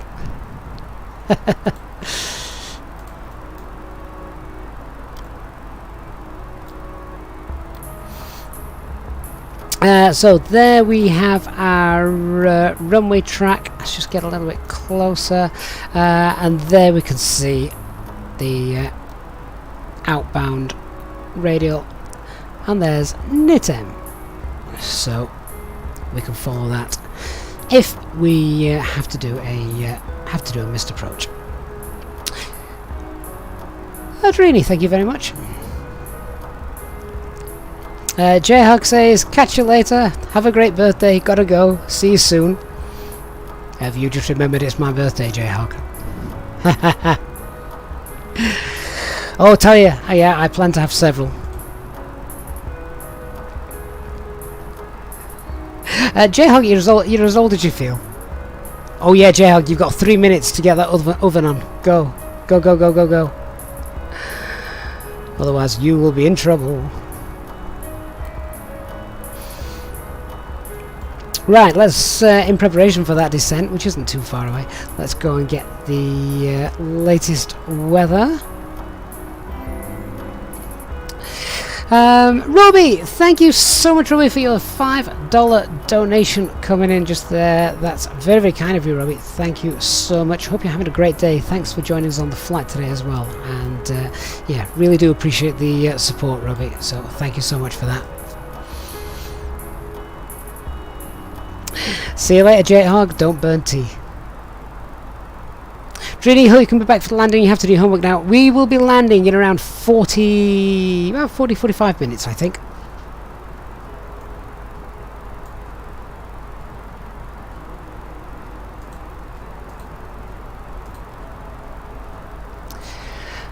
So what have we got with the winds? 010 at 6. And the QNH is 1027. Weather, wind is not the winds, the temperature is 17 degrees. It's really rather mild, isn't it, at the moment for October? Certainly is here in the UK.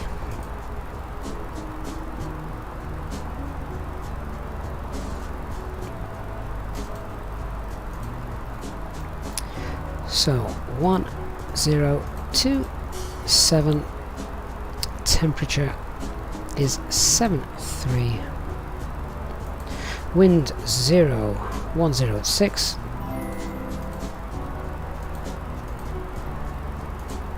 Transition altitude is 5,000 feet. And that decision altitude is 273.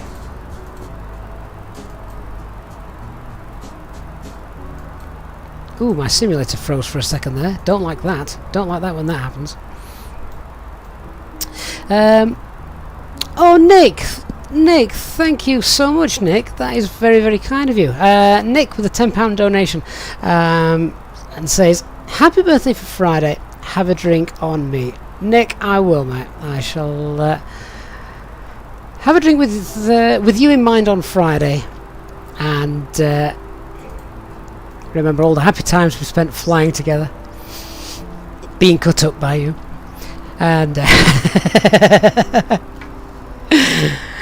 thanks very much, Nick. Really do appreciate that, and thank you for being a long-term channel supporter as well. We've had great fun over the last year or so since the channel was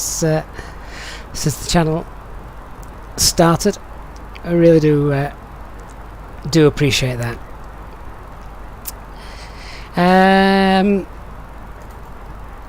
Right, I was just going to brief a couple of other things. So, current fuel on board is 3460. So that's yeah, that's fine. We've got loads of fuel if we need to make a go around. We'll check that against CNR as well in a second. Although we've got a long way to go before we get to our next waypoint. And the final thing I wanted to check is minimum safe altitude around our airport, which is 2,000 feet. So as you can see, very, very low terrain around there. Simon! Oh, thank you so much, Simon, for your €10 donation there. And Simon said, have a second drink on me. I will, guys, on Friday evening, once I put the girls and the boy to bed. I shall. I could go all posh tonight, thanks to Simon and Nick. We could have a nice bottle of wine to celebrate surviving another year. Have I put 7.3 in the temperature? Oh lord. Good spot, guys. Thank you.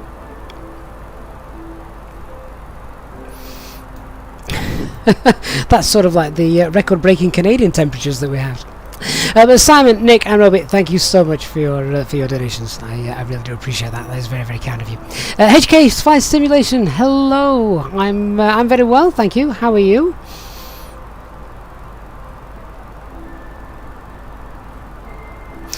J-Hog, you're back. You just got told to light the oven. That's now sorted. It's easy. You could do tea every day. Do you not have to put anything in the? Do you not have to put anything in the oven? Or is that it? Job done. Talia, plonk down that wine. Yes, indeed. Could pick some up in Nantes, couldn't we?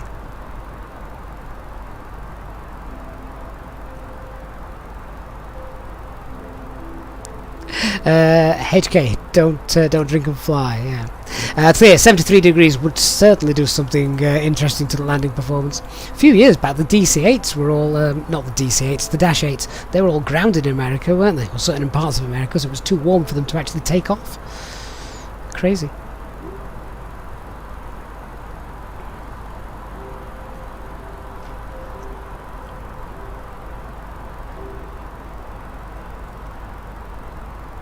J-Hog, yeah, you normally have to put things in like when you've had your takeaway delivered and it's a little bit cold.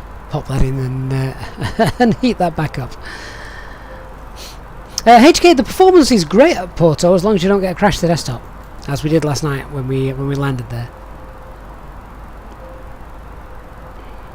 Final check then, before we go down, I'm just going through the operational flight plan, which is pinned for you guys in the chat.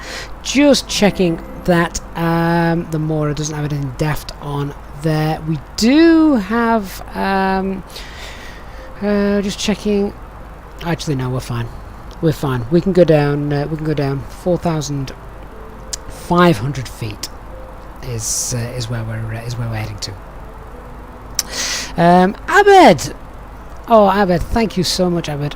Coming in with a donation there and says, have a third drink on me. Happy birthday for Friday. Abed, thank you so much. You guys are all absolutely fantastic.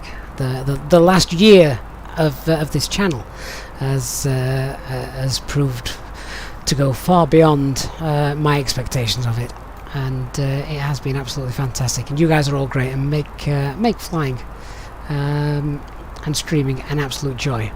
It makes me try and do other things in my life quicker, so I have more time to devote to this. So yeah, Abed, Simon, Nick, and Robbie, thank you so much. Really do appreciate that, and it's very, very kind of you all. So we can see from those range rings that we're probably only about 15 miles away from the top of our descent. Let's just check we've got everything in place. We've got the weather and the landing information. The FMGC is now all set and coded. One thing I want to go and check is the RadNav page. Check we've got 109.9 in the LS. Yeah, we do. We'll use auto brake low for our landing today. It's not a short runway, but if you just have a look, yeah, we've got 2,900 meters, so not a short runway at all.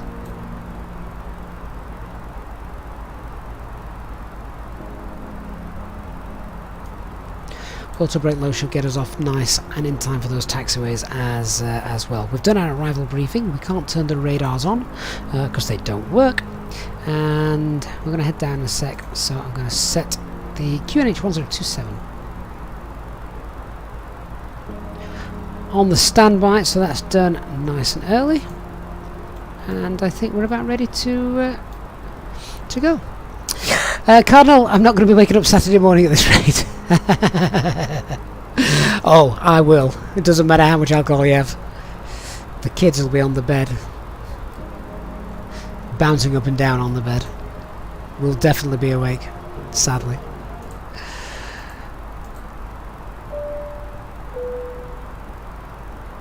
Ladies and gentlemen, from the flight deck once again, you will be delighted to hear that we will shortly be starting our descent into our destination, at which point the cabin crew will start preparing for our arrival. If you could please make sure that all the aisles are clear, the cabin crew are able to make their way around the aircraft without any luggage in the aisles, that would be most appreciated. A reminder for our Easyjetsimpilot members that free drinks are still available from the cabin crew until the seatbelt signs are turned on. Please note, however, that the toilets will shortly go out of use. Thank you. Okay, so we are going to set 4,500 feet and open descent. Let's set the QNH on here as well. Local QNH 1027 set. Thrust idle, open descent, 4,500 blue.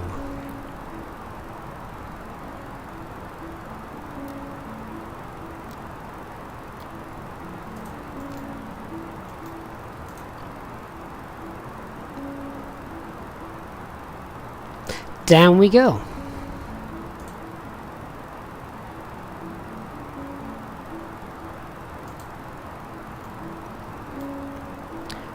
So we've briefed our approach, just we're now underway with it, but what we want is 4,500 feet at 210 knots at or below. We're going to have flaps 1 then. By this point, speed 180 knots, then we'll pull flaps 2 as we see the glide slope coming as we descend down to 3,000 feet.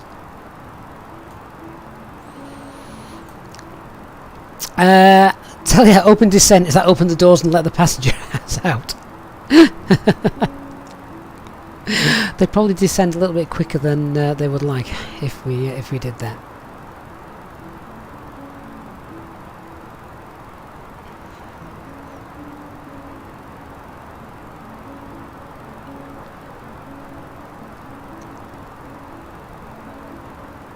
So all I'm going to do now is just monitor the rate of descent as we get towards the waypoint with the DAF name, and I can use the range rings for that. I could put it in the prog page if I wanted to. In fact, I might do that actually, particularly as we've got the VOR giving us a distance more or less to the airport on there as well. Oh, Cardinal 22! Wow, thank you so much, Cardinal, for your $10 donation. And he says for the coffee or tea after the kids bounce on us and wake us up the following morning. Cardinal, that is really kind of you and incredibly accurate for what normally goes on in the mornings. Don't function properly until we've had a cup of tea. Yeah, it's not coffee. It's really frustrating. I love the smell of coffee. Absolutely adore the smell of coffee, but I can't stand the taste of it. People keep telling me I should just go ahead and try it over and over until I sort of get accustomed to it as an acquired taste, a bit like beer, I guess. But thank you so much, Cardinal. Really, very, very, very kind of you, and I do appreciate that. So yeah, let's pop that in there. So that's 2, 3, 1, Quebec. There we go. So 60 odd miles. We're slightly below the profile. Good stuff. Izo, hello. For anyone who still has FSX, is there any good free pushback mods? Do you know, I think the amount of massive free mods that has come out, I can't ever recall such aside from liveries, of course, I can't ever recall such a mass influx of free airports, free mods and things for FSX. I guess it was perhaps just a little bit too early. I mean, how old is FSX now? Is it 20 years? Might even be older.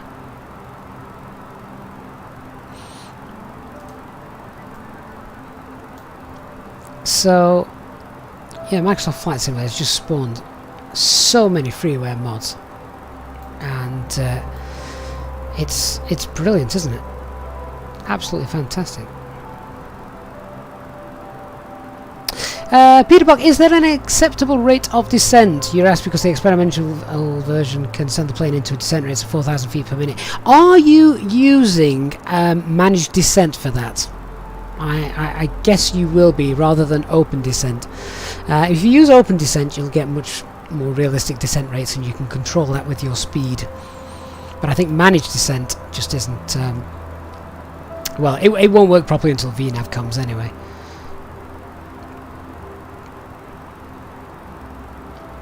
Freefall 1963 on Twitch. So the banner at the top of the stream is just a streaming overlay from Fly Live Studios. I can't see it, so any information that it's giving, I'm not entirely responsible for its accuracy, because I can't actually see it.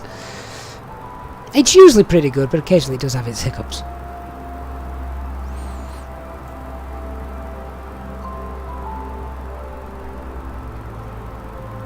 Matthew Swift, see you on descent, and you've set the altimeter. What time? At what point did you set the descent as transition level? So because there's no air traffic control online, and I've sort of cleared myself down to an altitude of 4,500 feet, which is below the transition altitude, that's why I've already set the local pressure. But normally, if ATC are on and they give you a altitude to descend to, rather than a flight level, that's when you would set the local pressure on the QNH.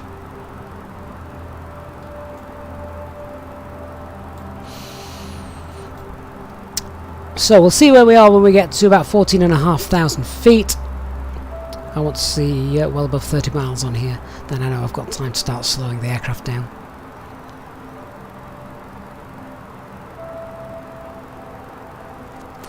If you are enjoying the stream so far, then please do remember to give the stream a like.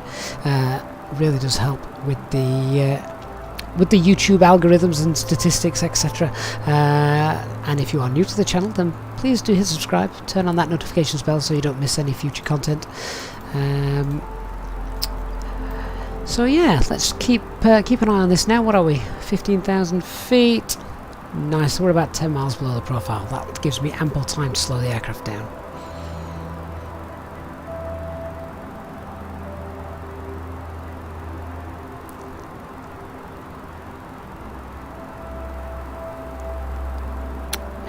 Tell you, one of the things you like in the CRJ is it puts an arc where it'll reach your targeted altitude, which makes it easy to adjust the throttle. And yeah, do you know, I thought the Airbus did this, and I think someone hasn't. Some of you have been discussing that in the Discord server.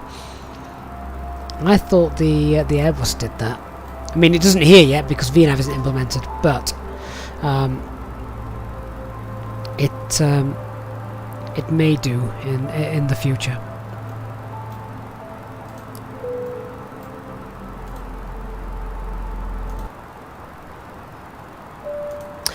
Approach checklist, minimums 273, set, engine mode selector is normal, and flight bag is stowed. If you are travelling with an infant, please ensure that they are secured safely using the infant seatbelt provided. The toilets will now go out of use until the fasten seatbelt sign is turned off. Please contact a member of the cabin crew if you require assistance. Thank you. So now I'm going to start and concentrate on this approach a little bit. We've briefed what we want to do.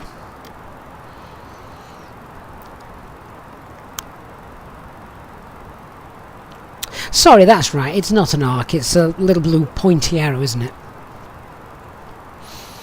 And sometimes you do actually see that creep in on the navigation display of the stable build and the developer build, but don't take those as gospel because they're well, they're not accurate. Not yet, anyway. Fly-by-wire team will sort it. I'm certain of that. Portugal 414 is 28 miles short of Takeoff at runway 03. 28 miles in front of us. That's 28 miles away, rather, which is 15, 16, 17 miles in front of us. So that's of no consequence to us. Let's roll that speed back. 250 knots. Let's get the lights on.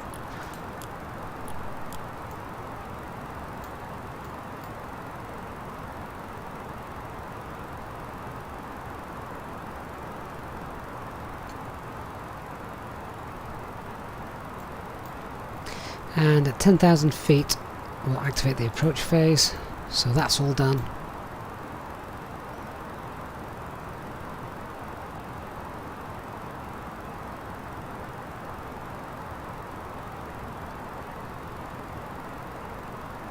So now rolling back to 250 knots, and what's our clean speed?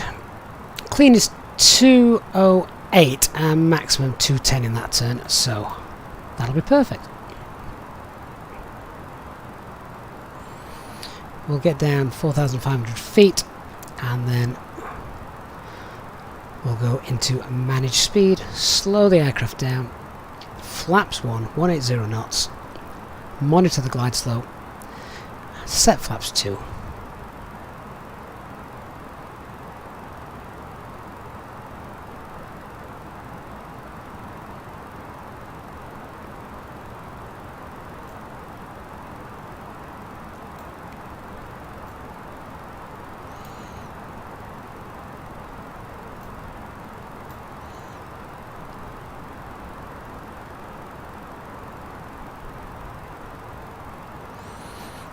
Distance between Normie and the start of the turn is around 20 miles, so plenty of time there. Go on, I can pull the heading book and try that.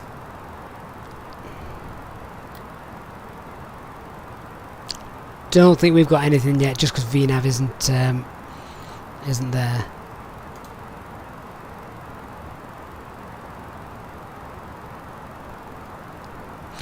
Might do once it's fully operational with VNav.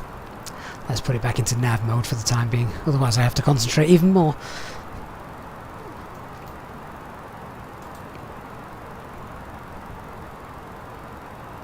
Okay, we'll just slow that rate of descent down a little bit.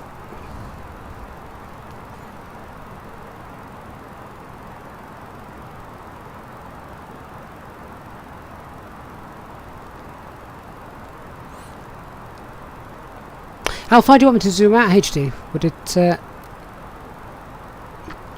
that's 80 miles. 160 miles. No, I don't think it's there. As I say, VNav is still something they're obviously working on.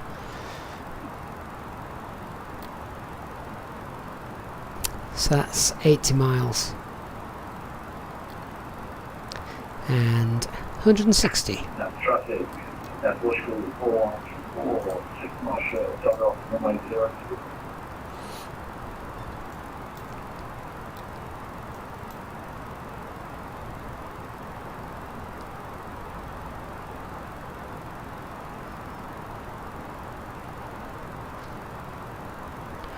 Okay, I'm going to go into manage speed there, and we've got about 1,200, 300 feet to lose.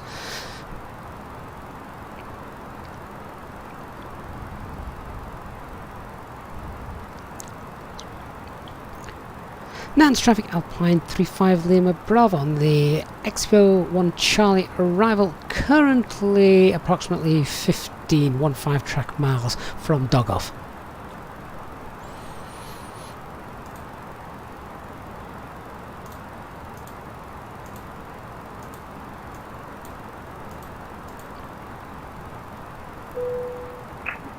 Traffic at Washington 414 being Takeoff. 15 mile final runway 03.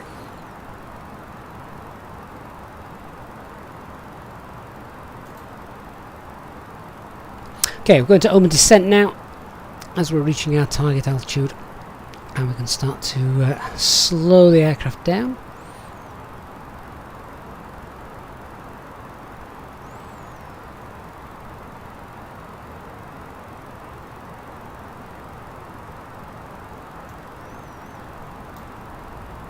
Coming back to green dot nicely. So, flaps 1 as we leave here, we'll monitor the glide slope for flaps 2 and we'll set 180 knots.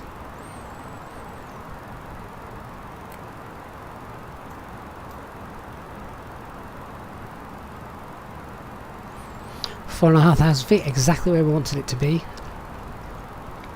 Now at green dot, exactly where we wanted to be. Ladies and gentlemen, we will shortly be landing. Please ensure your cabin bag is safely stowed with your laptop inside. Your tray table must be stowed, armrest down, and window blind open. You now need to be seated with your seatbelt fastened, ready for landing. Please help us by handing in any rubbish. Okay, let's start configuring before we begin the descent down to 3,000 feet. So, flaps 1, speed checked. Flaps 1, there's that glide slope already moving.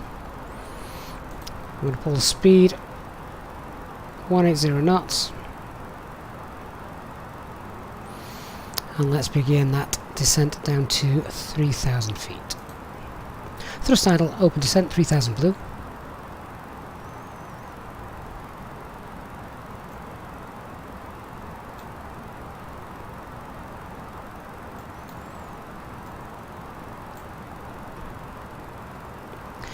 Beautiful clear skies.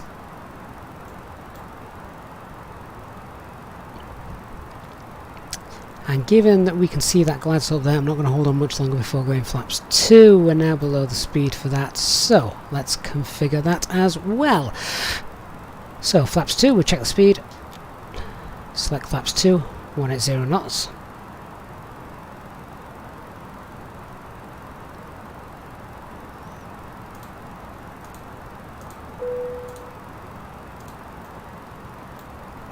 Cabin crew, please take your seats for landing.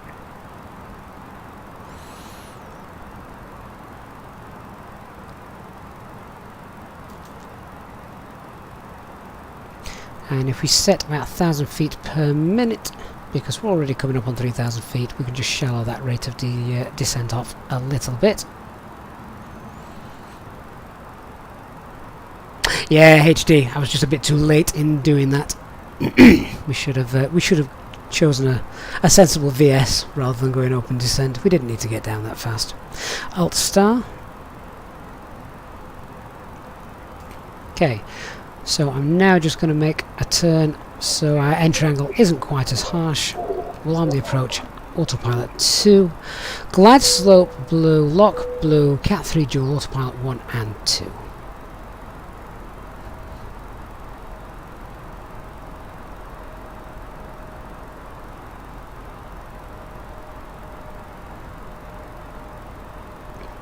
$14 miles out. Nantes traffic, Alpine 3-5 Lima Bravo is 13 miles out, runway 03 to land.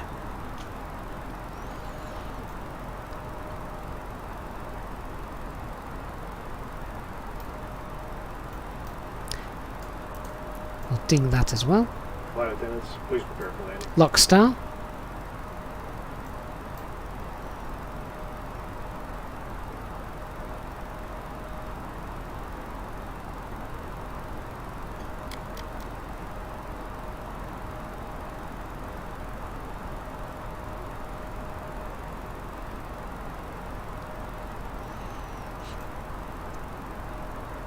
Runway's in sight.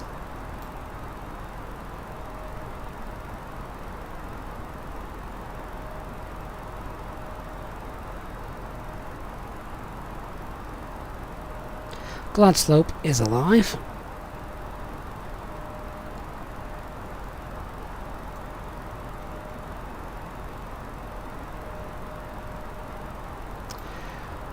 Lock.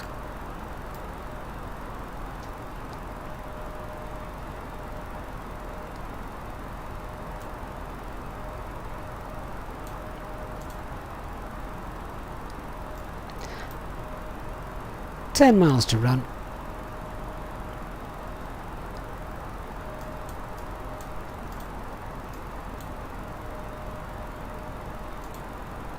So a nice normal 3-degree descent path on this ILS, nothing out of the ordinary there.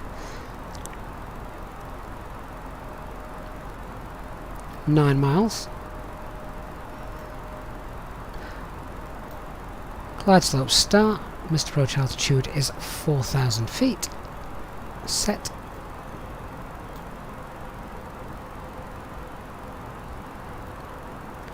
Nantes traffic, Alpine 35 Lima Bravo, established runway 03, 8 miles. 2,500. Radio altimeter alive.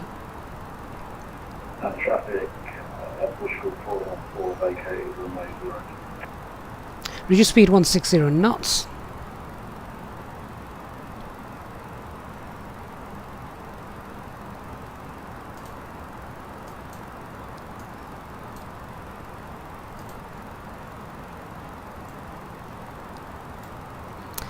Six and a half miles. Let's get the landing gear down. Gear down. Spoilers are armed. And lights are on.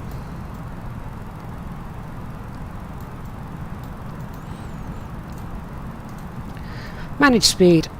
Flaps 3. Speed check. Flaps 3.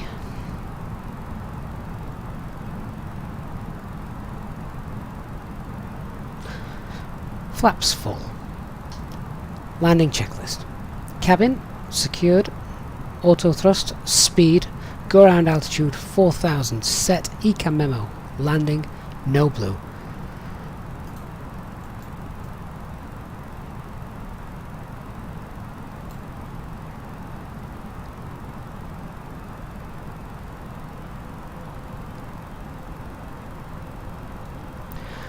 We've got about 300 feet to go before I take that autopilot off. And let's just appreciate how amazing this looks. Renee, hello from Chile. Thank you for joining us. Last couple of minutes.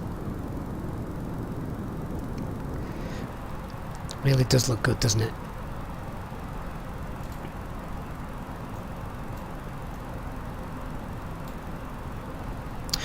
Right, let's see how well we can do this, as I'm still getting to grips with the new side stick. So, we've got a nice perfect approach lined up at the moment. True headwind as well, looking at that, or by 10 degrees or so. Autopilot disconnected. I have control.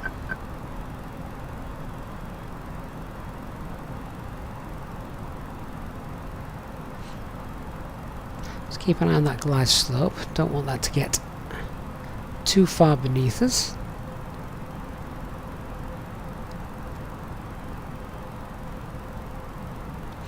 It's not looking bad at the moment.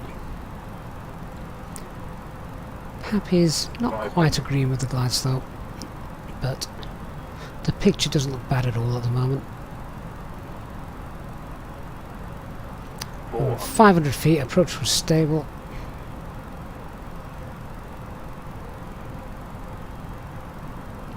300. 100 above.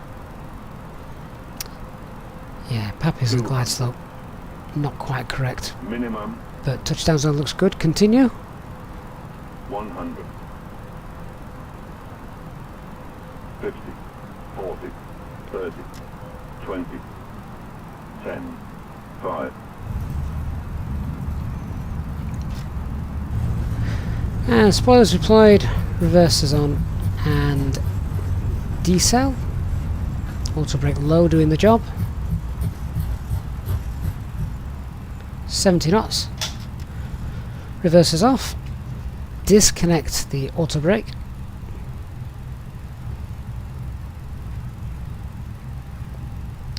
And then we can vacate right onto Ladies and gentlemen, Charlie. The cabin crew will shortly be leaving their seats to perform safety-related duties. However, we ask that you remain seated until the fasten seatbelt sign has been switched off. Portable electronic devices for messaging, calls or internet access may now be used. Please make sure that you take all your personal belongings with you, checking in the seat pocket, underneath the seat and in the overhead lockers. Do take care when opening the lockers in case anything falls out. Smoking is not permitted until you reach a designated smoking area. On behalf of the captain and the crew, it has been our pleasure looking after you today. Our ground crew will help you complete your Easyjet journey. For the latest news, promotions, flight and destination information, check out our official Facebook page, Twitter or Easyjet app.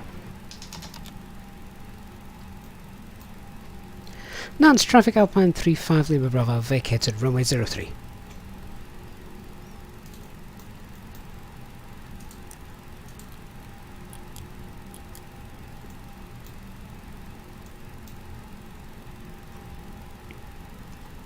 So I've got that APU going. Let's find somewhere to park now. There's the TAP Air Portugal that we followed out of Porto. You know, for a default airport, this isn't looking half bad. This has got decent tax lines. It's got parking numbers as well. So yeah, this is probably one of the better default sceneries I've seen for a while. We'll go next to the TAP then, shall we? Which is stand number 4.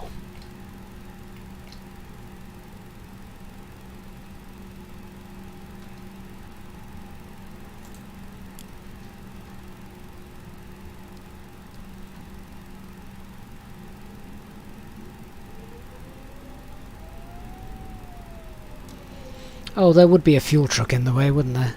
Of course there would. Get out of the way. I wonder which sim update is going to address that problem.